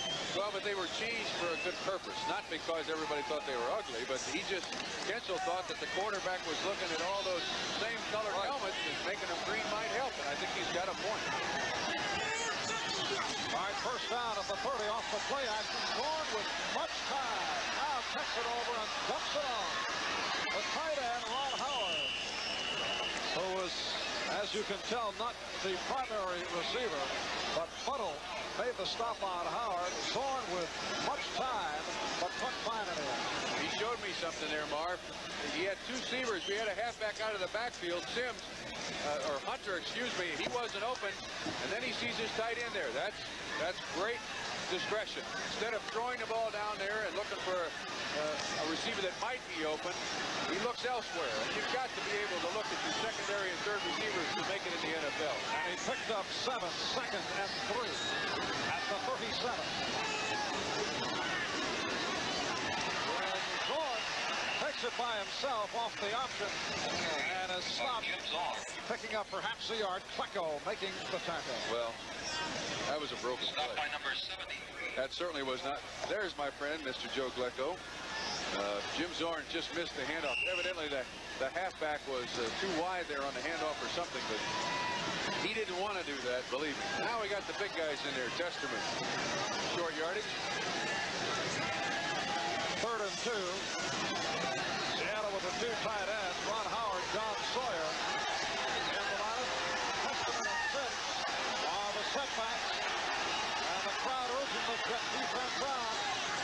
Well, Zorn throws as he pulls the Jets, and they've got the first down as Largent picks off that short pop. And that is popped out of bounds by Ed Taylor. First down for the Seahawks. I don't think there's any way you can stop that play, Marv, and it's a good 3rd down and short yardage play. But that was a fine reception by Steve Largent. Once again, the familiarity between quarterback and receiver. Zorn took 3 quick steps, and he knew that Largent would be there. That's a fine completion for a first down. Multiple offense.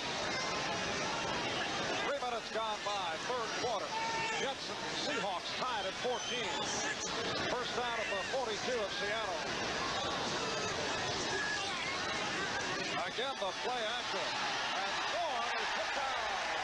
Combination of Pillars, number 76, and Klecko, number 73, with the first sack of the afternoon. Well, that play didn't work from the start. Either he turned the wrong way or the running back ran into him, but he stumbled a little bit there, and it appears that the Jets have made an adjustment in their defense because there was nobody open downfield. Once again, the discretion, though. He didn't throw it. He took the sack. Now he's got 2nd down and about 14 yards. That's easy to get back. He didn't want to throw an interception.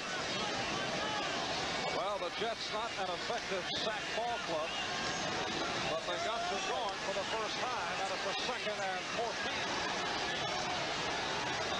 Rabel is down to the left side. And Zorn throws the middle. He's He's got Ferguson. Ferguson short of a first down by some 7 yards out of the 46-yard line. Inside linebacker Mike Hennigan, number 52, first to Ferguson with help from Bob Martin. Once again, talking away from the game here a little bit. Duke Ferguson, I think, is the guy that finally swung the deal with Tony Dorsett and the 4 players for him to Seattle. They gave Dallas all those second-round drafts, or got all those second-round draft choices. They gave one of them back for Duke Ferguson. And I think that's the deal, the one person that made the deal for him. All right, a third, and they're calling it 6 now. And this crowd very much alive. Zorn able to get it away, and he's got a first down. Steve Largent right past that first down marker, going sideline on Bobby Jackson, picks it up. I like it, because he came back for the football. Here we watch Zorn. Stays inside that pocket. We got a blitz by Martin. But he stays in there, steps up. That's where the safe spot is. And Largent came back a good 10 yards to catch that football. No way any defensive back in professional football can stop that pass. John Yarno leading the Seahawks up to the line. First down at the 46-yard line as they work out of the eye. Second back, Hunter going wide. Hunter able to turn it across the 40 and get territory. Strong safety, Schaefer's son, getting him out of bounds. So Al Hunter out of the eye, the second back after the fake, with a good pickup, makes for a 2nd and 4. This is exactly what the Jets did the opening of the game. Took the ball, consistently drove it down the field, threw it a little bit, ran with it a little bit. It's kind of an exciting ball game. These two teams are going to score a lot of points at the end of this day. Al Hunter, a second-year man out of Notre Dame, comes off a superb rookie season. Oh, quick opener for Sims. He's got the first down and several more. Strong safety, Schaefer's son, making the stop on David Sims, and Jim Zorn showing the Jets a bit of the Seahawk running attack. Yes, and once again, that was over Mr. Klecko. I'm not sure that Mr. Klecko liked that. He may have caught him in a stunt. There's Jack Patera looking for some defense, but he'll settle for the offense that the Seahawks are giving him. Yes, sir. The Mets leading the Phillies in the second 2-0. Phillies beating the Mets last night, but the Pirates coming on, and they're hanging in just 3 games back. First down at the 33-yard line. Again the handoff, this time Hunter making his way near the 30. Bob Martin able to trip him up. Setting the Seahawks offensive line, Nick Bebout and Steve August at the tackles. Tom Lynch, Bob Newton at the guards. The center is John Yarno. Now John Sawyer has come on at tight end, replacing Ron Howard. There's Sawyer, number 81. And the wide receivers, McCullum 84, Ferguson 89, and Rabel 83. 2nd and 7. And this is Testament. Don Testament, 3-year pro out of Clemson, who has been spotted throughout the afternoon. Stopped by John Hennessy. Testament comes off a strong year, averaging 4 per carry, catching 31 passes, but he has been shuffled for the most part. It is a 3rd down play, 3rd and 5. At the New York Jet 28, and again the crowd urging the Jet defense on. Here's Zorn going sideline incomplete. Intended for Ferguson, covered by Taylor. That time Zorn threw short. And the Jets blitzed 2 linebackers, made him rush that pass a little bit. I think he could have hung on to it just a second longer, and he probably would have made the reception. He's a little mad at himself. Here comes Mr. Herrera. Well, I'll tell you what now. That's outside of his range. He can't make a field goal from this far away. I would be a bit surprised if he kicked it in the corner. Well, he has 45 yards, plus 7, 52. He'll kick it in the coffin corner. He has been very successful with angling out punts from field goal formation, but this time, let's see. He's gone for the field goal. He's got it! Efren Herrera from long range. So Herrera, who is only 1 for 4 going in, has put the Seahawks up by the score of 17-14, and we'll be back in a moment.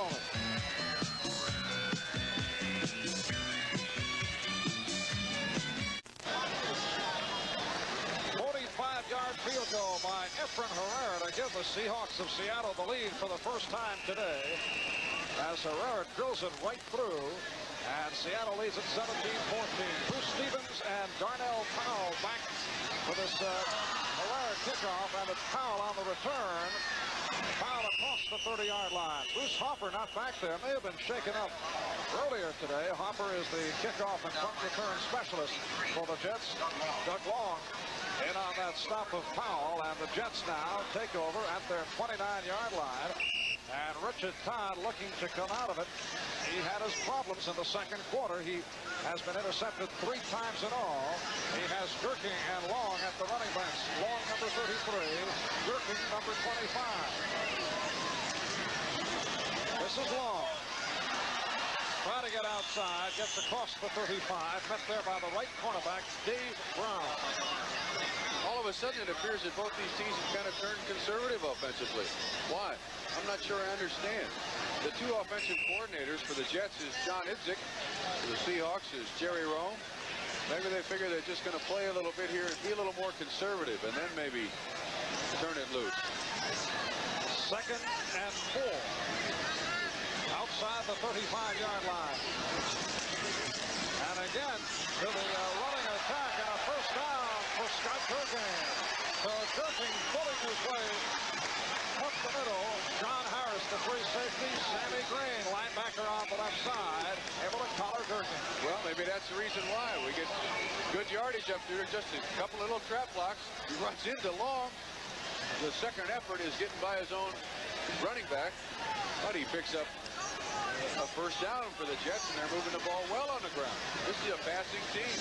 13-yard pickup for Gherking. First down at the 48-yard line. Again, it's Gherking. He almost lost the handle on the football. Did not have it placed in his hands well, but able to hold on as John Harris, with help from Dennis Boyd, able to bring him down at the Seattle 49-yard line. So an advance of 3, and it's a 2nd and 7 now for the Jets. Once again, I say, it appears that both of these teams are turning conservative. Maybe they're a little bit afraid with Todd throwing the 3 interceptions. Let's not throw it quite so much. They'll still throw it down the field. All right, Walker left, Gaffney right. And now Todd to throw. And he throws the middle. He's got one. Push on to the Jets. Turns his way inside the 35-yard line. Keith Butler, the linebacker on the right side, stopping Kevin Long. Beautiful run by Long after the reception. Yeah, and that's the discretion I was talking about with Richard Todd. He's got to look for his backs out of the backfield, especially when Seattle's going to total zone coverage. You see that Long is his 2nd or 3rd receiver, and then it's up to Mr. Long. And he does a little whirling dervish here for about another 2 or 3 yards. Another first down. The Jets were very upset by a Buffalo writer last week who wrote that the Jets running backs are a bunch of nobodies. And Walter Michaels was able to make use of that statement on the clubhouse bulletin board. This one of the nobodies, Kevin Long. And Long again trying to twist and turn his way for extra yardage. Sammy Green, linebacker on the left side, making the stop. He's an exciting runner. Yes, he is. And you mentioned the nobodies. I remember a few years ago there was a defense down in Miami called the No Names. That is some make them famous nobodies. Yes, well, not quite so. Mr. Long is having a fine day for himself. That time he picked up 6. Clark Gaines has come on now in that Jet backfield. It's a 2nd and 4 at the Seattle 26-yard line. The handoff for Gaines, but he is stopped at the line. Hard hit by the middle linebacker Terry Beeson as Gaines trying to pull his way through. 4 minutes and 50 seconds remaining in a fast-moving third quarter by virtue of the ground game by both the Seahawks and the Jets. Interesting statistic. Seattle has been in business for 3 years, and they average 2.5 years NFL experience. The Jets, on the other hand, average 1.7. They're a veteran football team, supposedly. Bruce Stevens has come in at wide receiver, rookie out of Columbia. That's Gherking peeling off. 3rd and 3. This is Gaines. Turning the corner, and he has got the first down. Clark Gaines moving to his right, led by Scott Durkin. His backfield partner and the strong safety, Ortley Beeman, was able to make the stop on number 21, Clark Gaines. I claim the influence of Kansas City on this play. This is one of the wing T plays where you have a running back in motion. He blocks for the other one. And it's not very pretty, but he picks up 5 yards and a first down. Yes, sir. Marv Levy has an influence on the rest of the NFL. It's a first down at the Seattle 18. Long is back replacing Gaines. Wesley Walker is back for Bruce Stevens. And again it's Long. That time he could not get it to the step back. Refused to go down, but the whistle had blown, and the play was blown dead. John Harris, the free safety, a name you have been hearing right throughout, and on many of the Seattle tackles, with help from Keith Butler, making the stop. Yeah, Dennis Long is not particularly big, 6'1", 205, but he shows me tremendous ability to keep on his feet. That's a fine day for Mr. Long, 68 yards. 2nd and 7 at the Seattle 15. Seahawks lead it 17-14 on the 45-yard field goal by Herrera. Durkin with a straight-ahead move. And he is short of a first down. Scott Durkin, who finished last year very, very strong, was thought of primarily as a blocking back because that's his role at Purdue, but has come on as a strong runner. Sammy Green making the stop on Durkin. And it will be now a 3rd and about 2 at the 11. There we got the big guys in there, the double tight end, and the big running back with Gaines. Gaines and Durkin are the running backs. You can hear the crowd urging the Jets on as Todd and trouble to fall down. Todd looked to be undecided, and it was Steve Niehaus who was able to come up with the sack. No indecision on the part of the right defensive tackle, Niehaus. Yeah, and I don't really think we can blame Richard Todd for that. Somebody missed Niehaus cold. He beat the offensive guard to Richard Todd from Notre Dame, and probably the most successful high school football team in the nation, Moeller High School in Cincinnati. It is a 37-yard field goal attempt for Pat Leahy, who has been perfect 4 for 4 thus far this year, and this one is good. And we're tied at 17. Leahy drilling it through the Seattle Seahawks, and the New York Jets are 17 apiece with less than 2 minutes remaining in this 3rd quarter.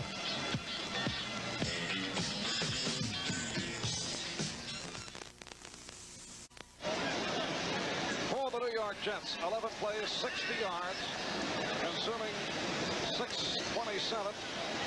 And concluding with the 37-yard field goal by Pat Leahy, who is now 5 for 5 in the field goal department. This is Rufus Crawford.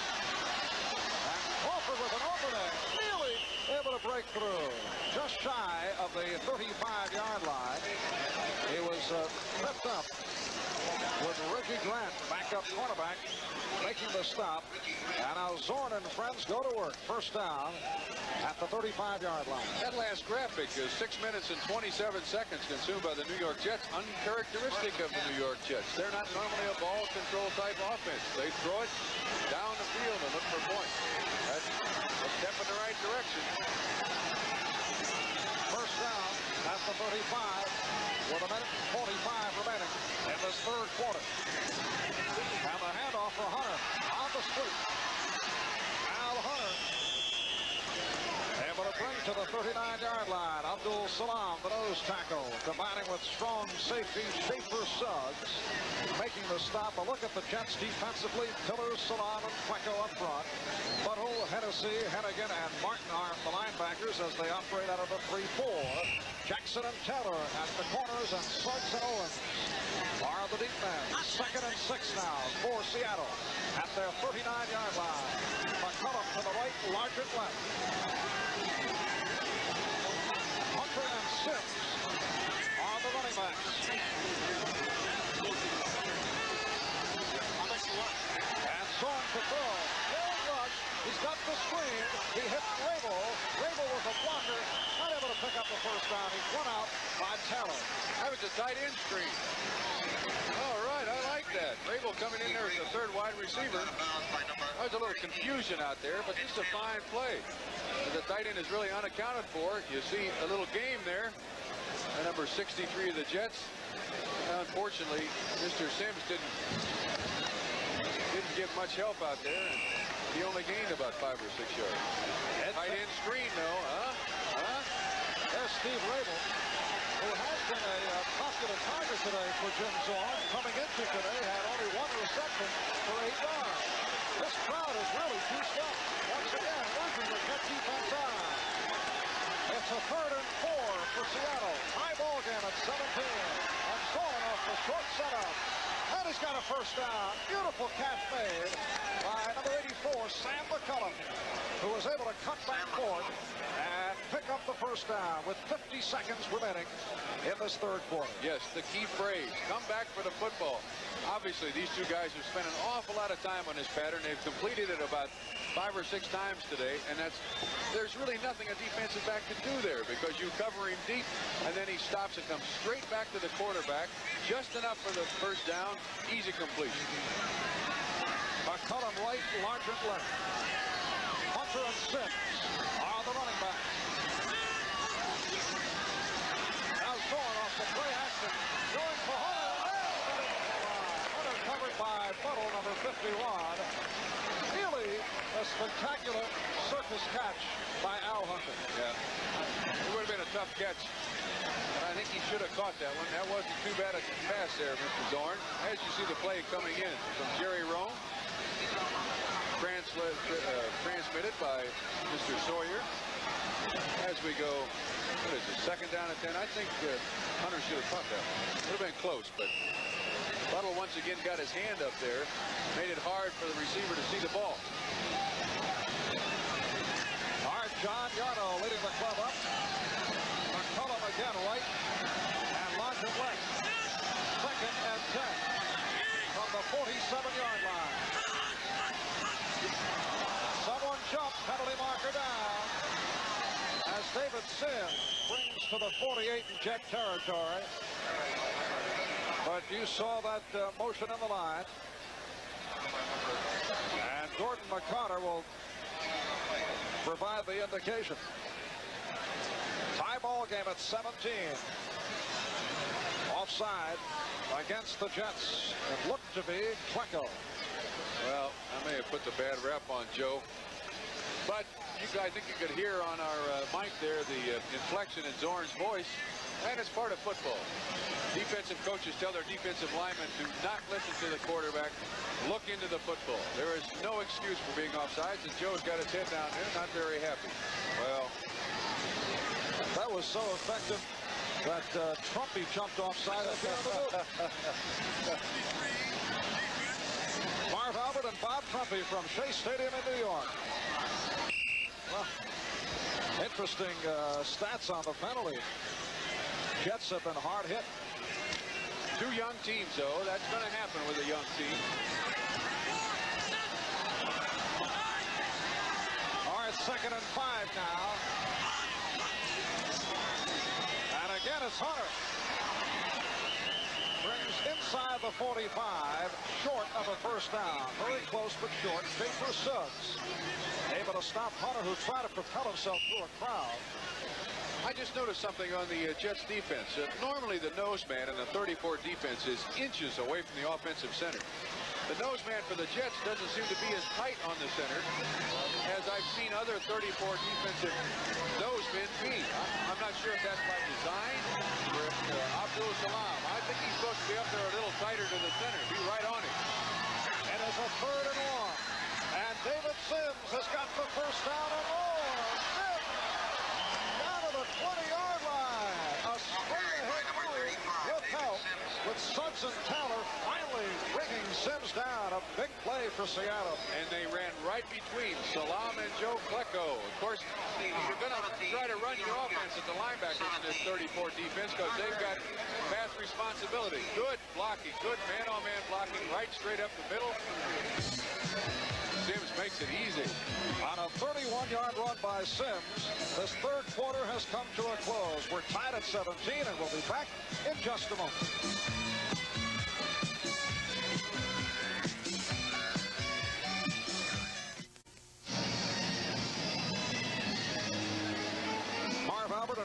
Trumpy from Shea Stadium in New York as we head to the fourth quarter, and we're tied at 17. Some long-range field goals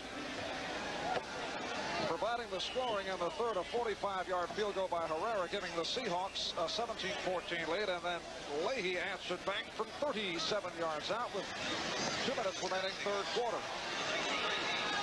David Sims just unleashed a 31-yard pickup. He is now 13 carries for 90 yards, and Seattle opens up this fourth quarter first down at the Jet 19-yard line.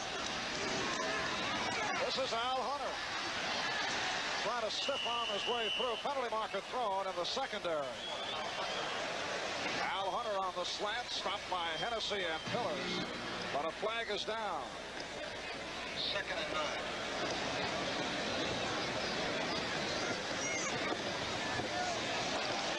Holding against the Seattle Seahawks. That's illegal use of hands. That doesn't necessarily mean holding, but it may have been that the offensive receiver had his hand on somebody downfield. I'm not sure. I couldn't pick that up. We'll find out, though. A reminder, next Saturday afternoon, those red-hot New York Yankees going up against the Cleveland Indians in Cleveland. And Pittsburgh and Montreal. Pirates, of course, very much alive in that race in the National League East. And 2 weeks ago when we were in Seattle, the Yankees were 5.5 games up. What are they now? 2.5 up? 3.5. 3.5 up. Amazing. Wonder what Billy Martin's thinking. All right, first down and 20 at the 29-yard line, and here is Zorn. The throw. Let's see if they called the ball dead. They did. The whistle had blown, so it is no fumble. It is Abdul Salam able to get to Jim Zorn after Zorn was able to elude the first rush of the front three by the New York Jets. Well, the Jets defense is coming alive here with a couple of blitzes. Let's see what the penalty's going to be. I thought it was face mask. Maybe it's holding. Face mask against the Jets. That'll give them the first down, I believe. I think that was an inadvertent face mask penalty.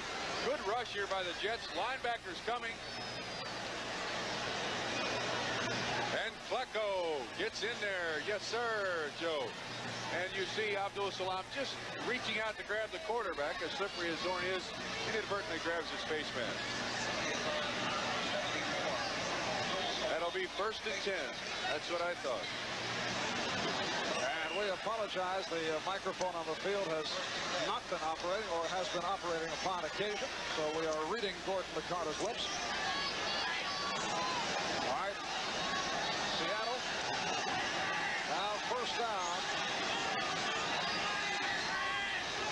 at the Jet 29-yard line. 1st and 10. And Zorn on the handoff for Sims. Sims able to elude one Jet, then another. David Sims with a brilliant run. Sims and Pillars finally bring it down, but I have a feeling that Walter Michaels will not be very pleased with the sloppy tackling of the Jets. Absolutely, and I didn't think the Statue of Liberty would work twice in one football game, but you're going to see the Statue of Liberty work twice very well in one football game. Good blocking, and it is sloppy tackling. Let's call it as it is. Should have been stopped back there. That was just a fine move. The Seahawks are rolling. Testament has come on out and combined with Hunter. First down at the Jet 17-yard line. He gave us for Testament, and he is stopped by a wall with Pillars, Salam, and Flecko not allowing Testament to make his move. But it's going to be 1st down and 5 because the Jets were a little too anxious. Looked like an all-out blitz there. And they were caught over the line. Yes, sir, Coach Michael. Very stern coach. Wants discipline on his football team. And that's something the Jets really haven't had in the last 5 or 6 years, discipline. He's building from within, and he's a fine coach, and defensive-oriented, and has a great deal of faith in his players, and the players have a great deal of faith in him. This should be a nice relationship for the Jets and Walt Michaels for many years. Well, the Red Sox, who are trying to avert a Yankees sweep, lead the Yankees 1-0 in the 4th inning up at Yankee Stadium. And Gordon McCarter with the indication. Making for the first down.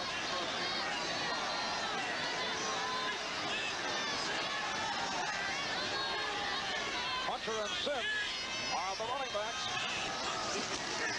And the handoff for Sims. And Sims brings inside the 10-yard line. We'll have to wait and see where his forward progress was stopped. Schaefer Suggs in on the tackle along with the nose tackle Abdul Salam. Right here, let's pause briefly for station identification. This is the NBC Television Network. This is Channel 5, KING-TV, Seattle. Unfortunately, on that play, it appears that Steve August, first-round draft choice 2 years ago, is hurt badly. And that kept him out of the lineup last year with a bad ankle. And he's grabbing it again. It will return after this.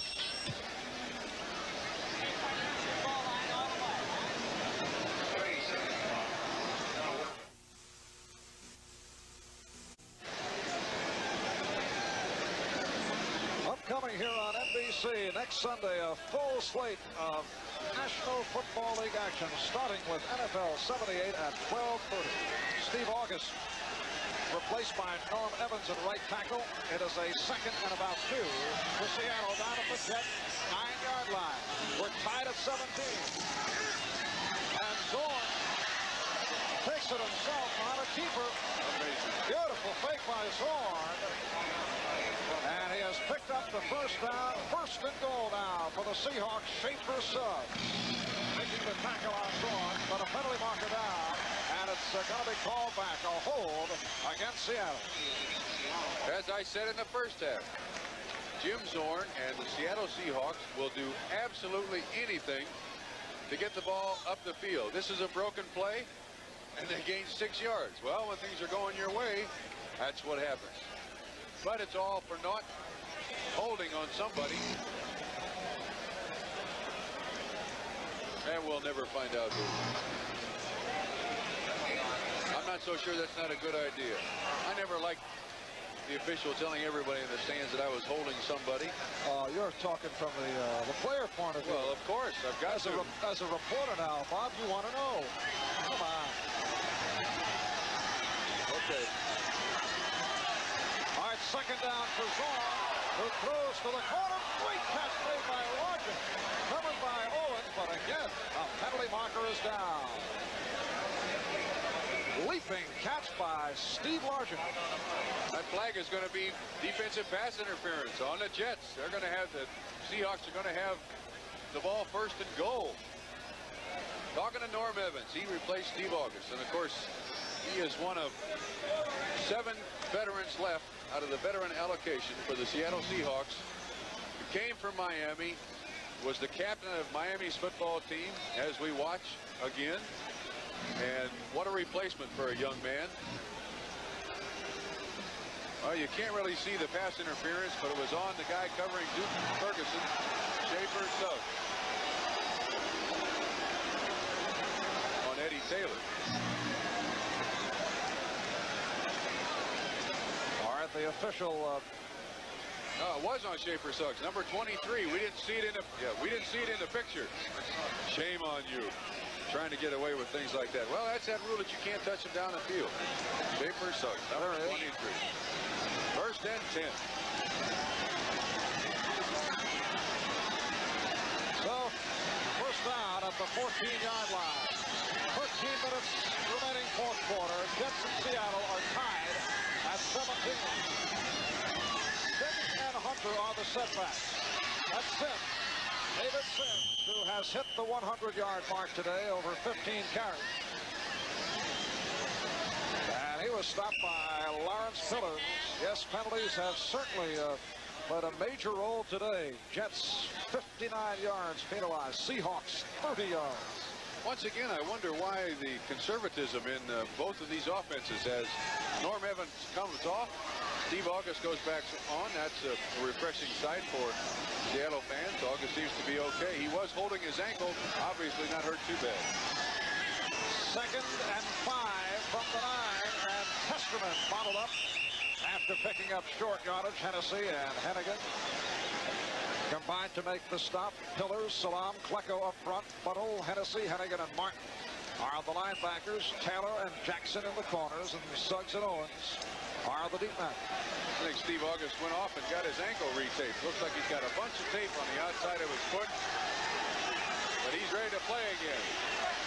Big down coming here for Seattle and for New York. Better defense from this big crowd here at Shea Stadium, and a timeout is called by Seattle, and Zorn will talk it over with a 3rd and 2 from the 7. Seattle and New York are tied at 17. 2 touchdowns apiece for Clark Gaines and David Sims, and a 45-yard field goal by Efren Herrera, a 37-yard field goal by Pat Leahy, and that's the story. With 12 minutes remaining in this 4th quarter, we'll return right after we hear these messages.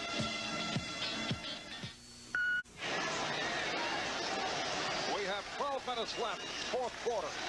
Seattle, 3rd and 2 at the Jets 7. The Seahawks and the Jets are tied at 17.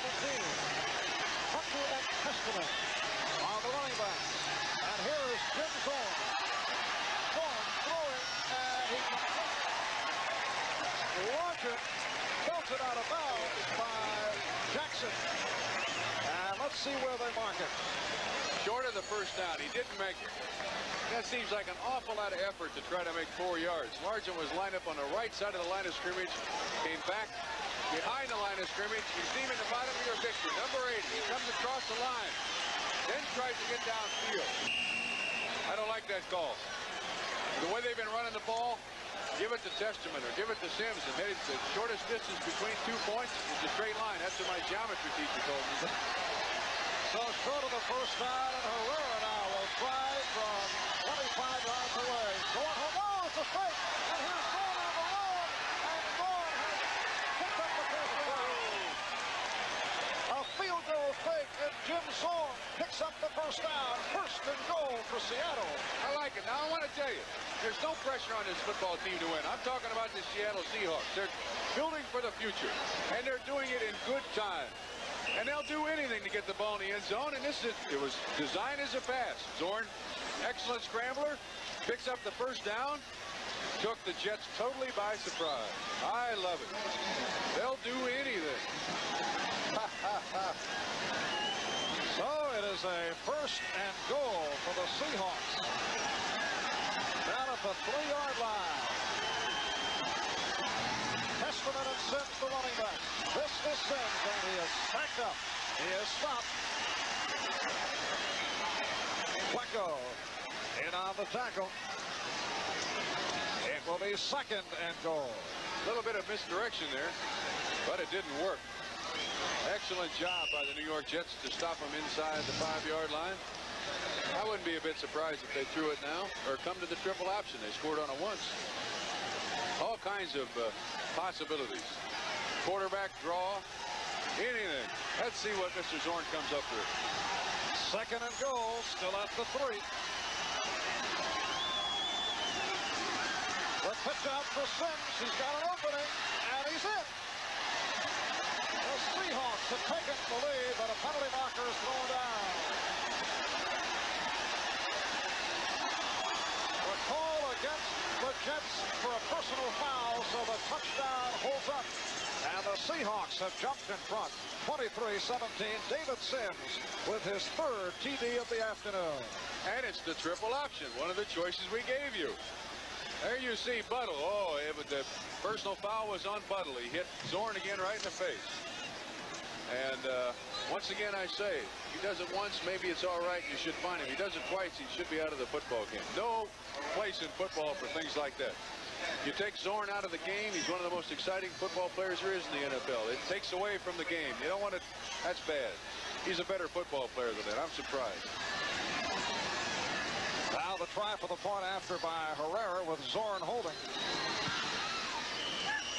And the Seahawks now lead the Jets by the score of 24-17. 10:20 remaining 4th quarter. We'll be back at Shea right after these words.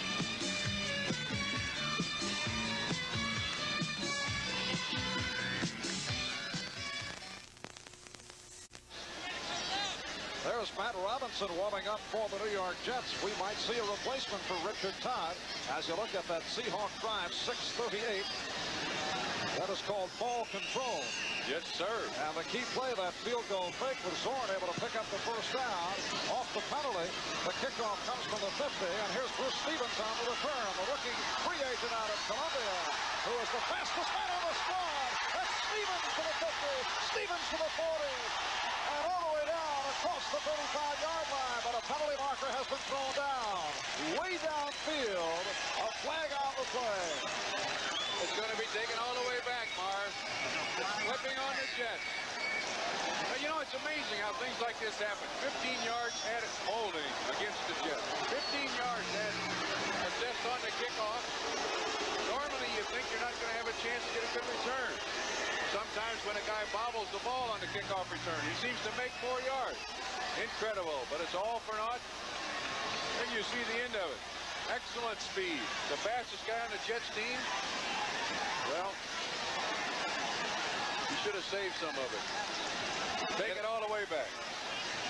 And Bob, I'm told it is a clip on Clark Gaines that has brought it back. So Bruce Stevens with a nice run, but will not count. And you can hear the reaction from the crowd. That's holding. That's holding on the Jets. So Gaines is called for the hold, and the Jets hemmed in. Richard Todd is still in there, 1st and 10 now, from the Jets 6-yard line. Seahawks leading 24-17. Here's Kevin Long, and Long trying to go up the middle is stopped. Dennis Boyd, the left defensive tackle, making the stop. Head coach Walt Michaels not particularly happy at this point. Seahawks beat the Jets here last year 17-0. Next Sunday here on NBC, a full slate of action. 12:30 it gets underway with NFL 78. And there you see our lineup. It is a 2nd and 6 from the 10-yard line. Again, it is Long. A hard pop by Bill Sandifer, the left defensive end, on Kevin Long. A fine tackle, too, but I wonder why the Jets have suddenly turned so conservative. As you watch a nice kiss. Yes, sir. To the ground you go, sir. Why are they so conservative? I mean, the first drive that they had, they threw the ball. The first drive in the game, they threw the ball very well. I wonder if there's something wrong with Todd. Aside from 3 interceptions. Yes, true. All right, 3rd and 2 now for Todd, and he fires, and he's got a first down. He's got Gareth Gaffney, and Gaffney is wrestled out of bounds in front of the Jet bench. And as you can hear from the crowd, and you see over at the far side, Jet fans and Jet players taking exception to that hit by Cornell Webster. Of course, the Seahawks can say, what about Greg Buttle? Yes, that was a legal tackle. I don't mind that as much as I like the other stuff. Well, I guess they're going to just throw the ball on possession downs. This is a fine tie-up here between Gaffney and Todd once again. I don't know how you can possibly cover him if you're a defensive back with that kid's speed. The reason it looks so bad is he grabs him by the shoulder pads. He's all right. There's nothing illegal about that. Our Gaines has come on, replacing Long. That's jerking, peeling. First down of the 31. And Todd to throw on first down. He's got the screen out, but the play is whistled dead. Looked like he scooped it up, although Gaines is arguing. Niehaus makes the stop. Gaines claiming that he caught it cleanly. He did not short hop it. He doesn't have a choice, though. It's not his responsibility to determine whether or not he caught the ball. Todd is very good at setting up screen passes. And I'll call it for you. It hit the ground. The referee made the right call. And Gaines probably knew it. But it's part of the job to complain. 2nd and 10. Todd throws the ball. Walker not able to hold on. covered by Dave Brown, number 22. Now, I was hoping this would come up because the rap against Wesley Walker is that he doesn't catch the ball well consistently enough. Somebody's got to get with that young man and say, look, you can catch the ball deep, but you've got to work on your intermediate batteries, distances of 10 or 15 yards. If you can catch the ball in there consistently, it's going to make you 3 times the receiver deep because they don't know where to sit for you. And that ball should have been caught. It was low, but that was a catchable ball. And Walker had a clumsy problem last year. Not the problem over his first 2 games this season. It is now 3rd and 10. And Todd goes to middle again. It's nearly intercepted. Broken up beautifully by Cornell Webster. The intended receiver was Derek Gaffney. And the Jet drive is stopped. So Chuck Ramsey comes on with 8 minutes and 29 seconds remaining on the 4th quarter. And the Jets will give the ball back to Seattle. Well, Webster almost picked this one off. I should say that one off. The deep man is John Harris. It is a 10-man rush for Seattle. Ramsey averaging 45 yards per punt. Second in the AFC to Ray Guy of Oakland. Has come a long way from last year. Able to get a good one off. Here's Harris. To the 30. Lost his footing. And taken down, but a penalty marker is down. Looked like a face mask once again. Larry Keller in on the tackle. You got it right, Marv. He inadvertently grabbed a hold of his face mask. That happens sometimes. Harris looks hurt, too. Twisted his ankle a little bit, it looks like. But he's okay. There he is. John Harris, 7th round draft pick, rookie out of Arizona State. And Coach Jack Patera. Now, let's see if you're the Seattle Seahawks, their last drive, I think, consumed 6 minutes and 37 seconds. Right. You want to come back with the same kind of ball control. There's 8:16 left to go in the football game. You're leading by 7 points. You go conservative. We still have no audio from the officials, but it is a face mask penalty against the Jets. But anyway, you go to your conservative type offense. The Jets have got to come up with a ball. They got to get an interception, a fumble or something, and try to get back in this ball game. Seattle looking for its first victory of the season, losing 2 tough ones at home to San Diego 24-20 last week in Pittsburgh. 21-10, first down at their 39. They lead the Jets 24-17. Al Hunter not able to go anywhere. Hunter running into a crowd. Lawrence Miller making the stop on Hunter. Well, it's obvious the Jets know what they have to do. Stop Seattle, try to get a turnover, but don't let them get any yardage. But here's the thing, though. The Seahawks have a great weapon in Jim Zorn in that he can run the ball. And defenses don't account for the quarterback running the ball. Going into this game, he was the Seahawks' second leading rusher after 2 games, which is rather incredible. So it's going to be interesting to see what happens here. You might see Zorn take off by himself. Lodgett in the slot to the right. Ferguson flank to the right. 2nd and 11. And Zorn to throw. Zorn throwing to Lodgett. And it is broken up by Jackson. Bobby Jackson claiming that there should have been interference on Lodgett. We can hear him all the way up here. We talked about discretion at halftime of Richard Todd. I'm not sure this pass should have been thrown. They had a total defense, total coverage. 8 guys back there to cover 3. I don't think I'd have thrown this. I don't think there's any interference here. They're both going for the football. No. No way. No way. Good call by the official. In fact, in the fact that there was no call by the official. It is a 3rd and 11. Seattle at its 38-yard line. 7:20 left, 4th quarter. And Zorn to throw again. Over the middle, he's got Lodgett, but short of a first down. Stopped by Mike Hennigan. And so the Jets will get the ball back. The Seahawks drive is stopped.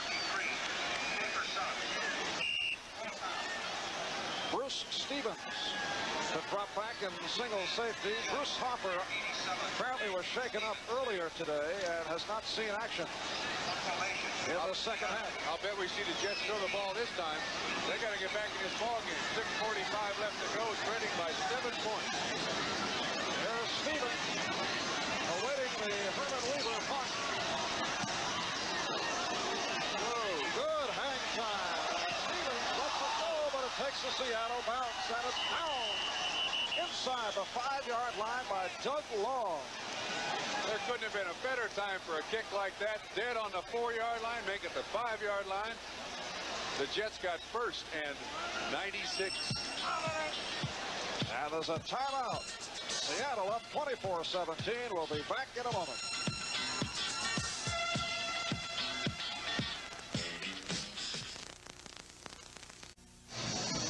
Marv Albert and Bob Trumpy from Shea Stadium in New York. 51-yard punt by Herman Weaver, setting up the Jets first and 10 back at their 5-yard line. Richard Todd with the handoff. And nice move off the left side by Scott Durkin for a first down.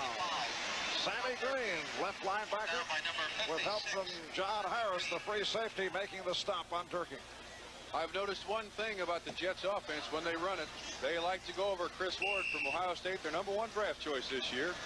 And he's one of the bookends. The other one being Marvin Powell, a first-round draft choice last year from USC. And now Durkin combining with Gaines in that Jet backfield. Richard Todd with the handoff. Clark Gaines finds an opening. Gaines has seen considerable action here in the second half. Dennis Boyd, the left defensive tackle, making the stop on the play. And run again at about the same spot. Over Chris Ward, former Buckeye. Turned Jet. Chris Ward had to, I would think, be wondering what was happening yesterday. Woody Hayes threw the football, yes, consistently and lost. That's what he said would happen. 5:20 remaining fourth quarter. And once again the handoff. And it's Gaines with a great second effort. Goes to the outside. Gaines to the 50, to the 45. And hit out of bounds. Spectacular move by Gaines. It appeared they had him. Talk about second effort. He was dead stopped at the line of scrimmage. But the Jets, with those big offensive linemen, what they try to do is cut somebody off on the backside. Give those running backs a chance to cut back against the grain. And this is exactly what we're talking about. Watch him hit right up in there. Dead stop by Steve Niehaus. And they cut off the pursuit, and he's gone. Good speed, too. Good speed. 37-yard run by Gaines. Gaines, a guy who year after year has had to prove himself. Free agent pickup from Lake Forest. First down at the 43, and Todd to throw. Fires deep downfield for Walker, and it is broken up. He was double covered that time, and Dave Brown, number 22, was able to battle away. You see Harris and Brown breathing collective sighs of relief. Almost. What did we tell you in a pregame show about how many times he's going to throw it deep? Good defense by Seattle. He was double covered. I'm surprised he didn't try to throw it to Gaffney.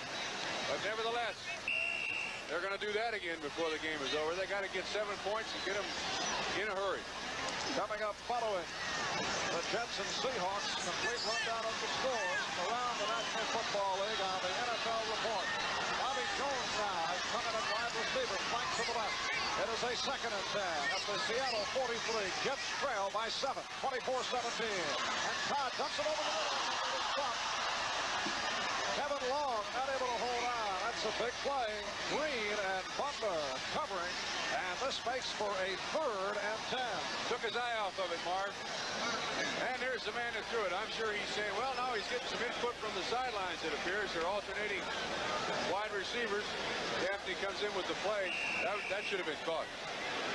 Todd is now 10 for 21, 207 yards. At Yankee Stadium in the fifth, the Red Sox lead the Yankees 2-0, looking to avert that sweep. Yankees sweeping them 4 last week at Fenway, and they've won the first 2 of this series. Third down and 10. And Todd looking to elude Gregory, gets it away. He's got Durkin, but no first down. Considerably short, as Mark Beeman was all over Scott Durkin.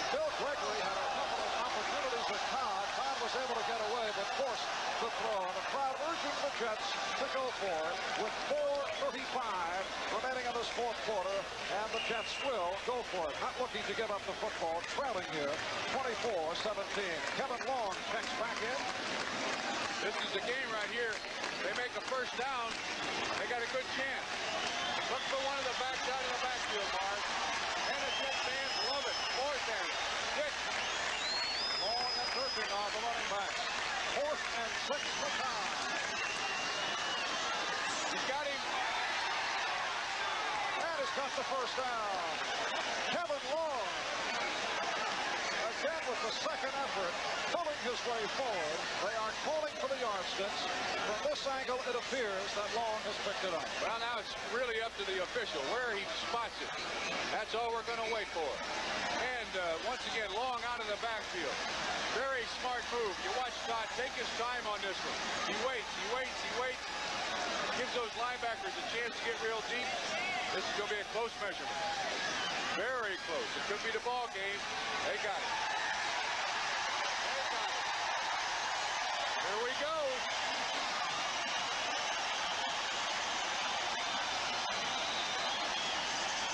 The Jets on a 4th and 6 pick up the first down as Kevin Long, who dropped one over the middle just a moment ago, was able to snare one and pick it up. So the Jets now first down at the Seattle 33-yard line. They are trailing 24-17. Seattle looking for its first victory of the year. Jets looking to go 3-0. The handoff is for Long. And over the left side, inside the 30-yard line. Stopped by Dennis Boyd. They left defensive tackle. Sandifer, Boyd, Niehaus, and Roche up front. Green, Beeson, and Butler are the linebackers. Brown and Webster are the cornerbacks, and Beeman and Harris are the deep men. Last Sunday in Buffalo, Jets had come from behind to pick up the victory, and they are being urged down by the lively crowd right throughout the day. 3 minutes, 10 seconds to go, fourth quarter. And Scott Durkin able to dive to the 25-yard line. Now, I'm going to ask you a question. You're from New York. Have you heard the Jet fans cheer like this in the last 5 or 6 years? Bob, I tell you, the Jets have not had any fans to do any cheering, I tell you. My point. You think they don't like this 2-0 record? And so does Walt Michaels. 3rd and 2, another big play. So from the 25, 3rd and 2. They go with the 3 tight ends, Martin, Schuler, and Rabel. And the handoff is Gaines. Penalty marker down as Gaines brings close to the first down marker. Peter Cronin making the stop. And let's see what this flag is all about. They got him for holding, Marv. And the Jets know it. And he had the first down. Well, now it's really a tough spot. This is when you want the coach calling the play for you. It's going to be 3rd down and I'd say 12 maybe. You want this play to come from the head coach himself. 2 minutes and 28 seconds remaining fourth quarter. A holding call. Jets have been severely hit by penalties. Again, we apologize. The referee's mic not operating. A big penalty on Clark Gaines on a kickoff return by Bruce Stevens, who broke one. It is now a 3rd and 12. Durkin peeling off. And Todd to the air. He's got Durkin. And Durkin is pulled down at the 30-yard line, short of a first down by 7 yards. Cornell Webster, the left cornerback, making the stop. 2 minutes, 12 seconds left, fourth quarter. Here we go again. 4th down, and this time it's going to be 8. I look for the same pass to Mr. Long. Why not? It worked before. We'll see what happens, though. 2-minute warning. So a timeout call with the 2-minute warning provided. And when we return, another big play upcoming for Richard Todd and the New York Jets. Seattle leading it 24-17. We'll be right back.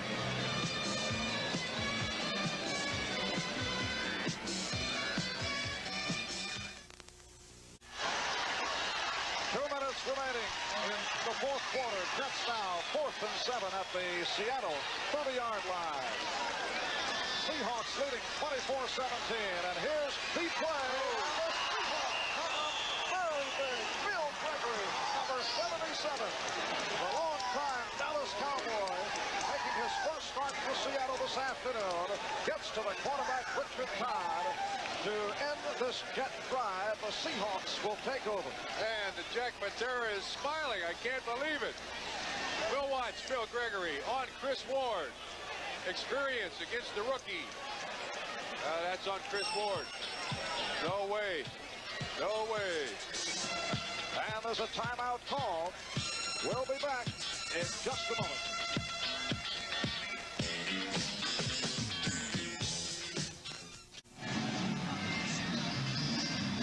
That is the time remaining in this fourth quarter here at Shea as you look at Bill Gregory, the man who sacked Richard Todd to stop the Jets on 4th and 7 from the Seattle 30. Now Seattle first down at their 40-yard line as Zorn will try to run out the clock. The handoff to Hunter, and he is dropped by Pillars. So Lawrence Pillars, number 76, 3-year pro out of Alcorn State, and with great speed for 6'3", 250 pounds, getting to Al Hunter. This game's not over, Marv. The Jets have got 3 timeouts. They just took 1, so they're going to have 2 left. If they can stop them, maybe rush the punter. I mean, let's be positive about this. Let's make it dramatic. I don't want to disappoint the Seattle fans, but it's not over yet. All right. Rick Buttle talking things over with Jet head coach Walt Michaels.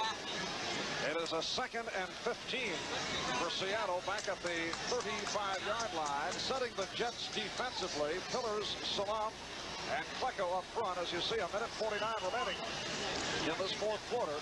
Buttle, Hennessy, Hennigan, and Martin are the linebackers. Jackson and Taylor at the corners. And Suggs, the strong safety. Now Ken Troy is in at free safety. 2nd and 15 for Zorn. Hunter and Sims are the running backs. The handoff for Sims, trying to pick his way through, but he stopped. Short yardage as Salam was able to trip him up. David Sims has had a tremendous day. He has scored all 3 Seattle touchdowns. He has surpassed the 100-yard mark. 19 carries for 109 yards thus far. But he was stopped that time by Salam. And there's a timeout call. Will return right after these words.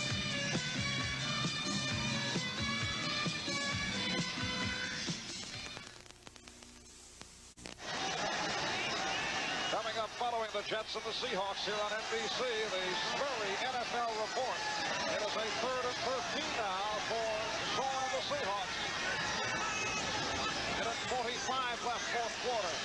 Sims flying the left side. And he is stopped by the penalty marker is down. It is in the secondary. Bob Martin making the stop on Sims as he tried to turn the corner but could not. And Seahawk players are applauding, which would indicate that the penalty will be upcoming against the Jets. Pass interference, Jets. I don't believe it. Boy, whoever did that's going to be in trouble. That is no good. And this is the Statue of Liberty again. Illegal use of the hands by the Jets.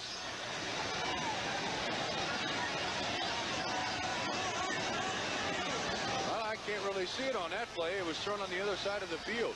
May have been an illegal chuck, but if that's true, the official didn't see the guy run. I don't know that that's a right call. He's going to call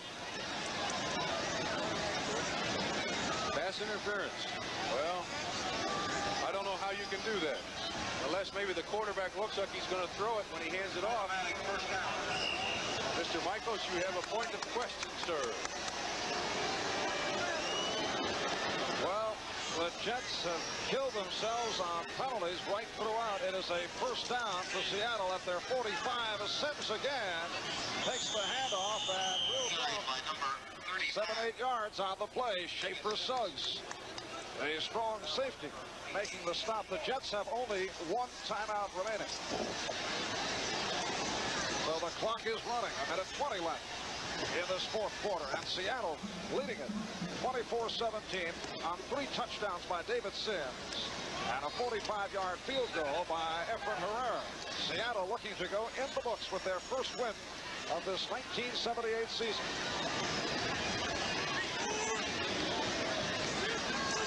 Second and 3. And again it is Sims, stopped short of the first down. Picked up a yard on the play. Klecko there to make the stop. And now the Jets use their final timeout. They stop the clock with 49 seconds left. Third and 3. Marv, just a point of interest. Next week, Seattle plays the Detroit Lions in Seattle. The Jets will travel to RFK Stadium and play the Washington Redskins. And I don't think the Jets have anything to be ashamed of. 2-0. Walt Michael should be very happy with this team, except for a couple of dumb penalties and 3 interceptions by Richard Todd. They haven't really played that bad. They're still going to be at least tied for first in the AFC East. The Seattle Seahawks, on the other hand, are an excellent football team, building for the future. And there's nothing wrong with winning their first game. And I want to tell you, that trip back to Seattle, which is a long one, is going to be very nice for these guys. It's always fun to ride home a winner. And it makes the soreness feel a little better. You don't hurt quite as bad when you win. And they are going to be sore. It was hot out there today playing this football game. And the Seahawks looking to make it 2 out of 2 here at Shea over the Jets. Beating the Jets last year 17-0. Once again, Sims, he is stacked up. And we'll wait for them to unravel. That clock continues to run, though. That is time remaining in this fourth quarter, with the Seahawks leading at 24-17. Sims just shy of a first down. Now, 22 seconds remaining. Seahawks in no hurry at all. But they've got to run a play, Marv. They got about 4 seconds on the clock. They're going to have to run a play, and it'd be a mistake if they didn't. But that'll stop the clock.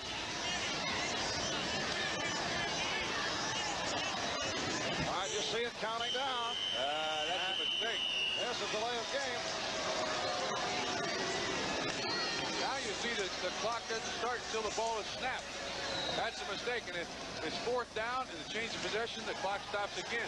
The New York Jets are going to have 1 play left.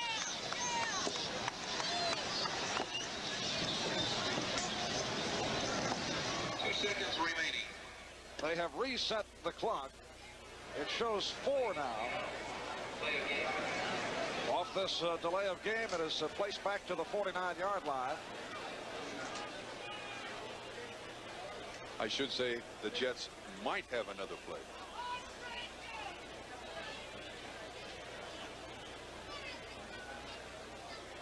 The fans don't think so. They're heading for the freeway. All right, the Seahawks now to the line. And Zorn will just sit on it right here. Okay, they should have another play. Oh, I don't know about that. Well, the unofficial clock, which is what you see in the left-hand corner of your screen, showed 4 seconds, and the announcement on the public address said there are 3 seconds left. But the official clock is the one that I understand. referee Gordon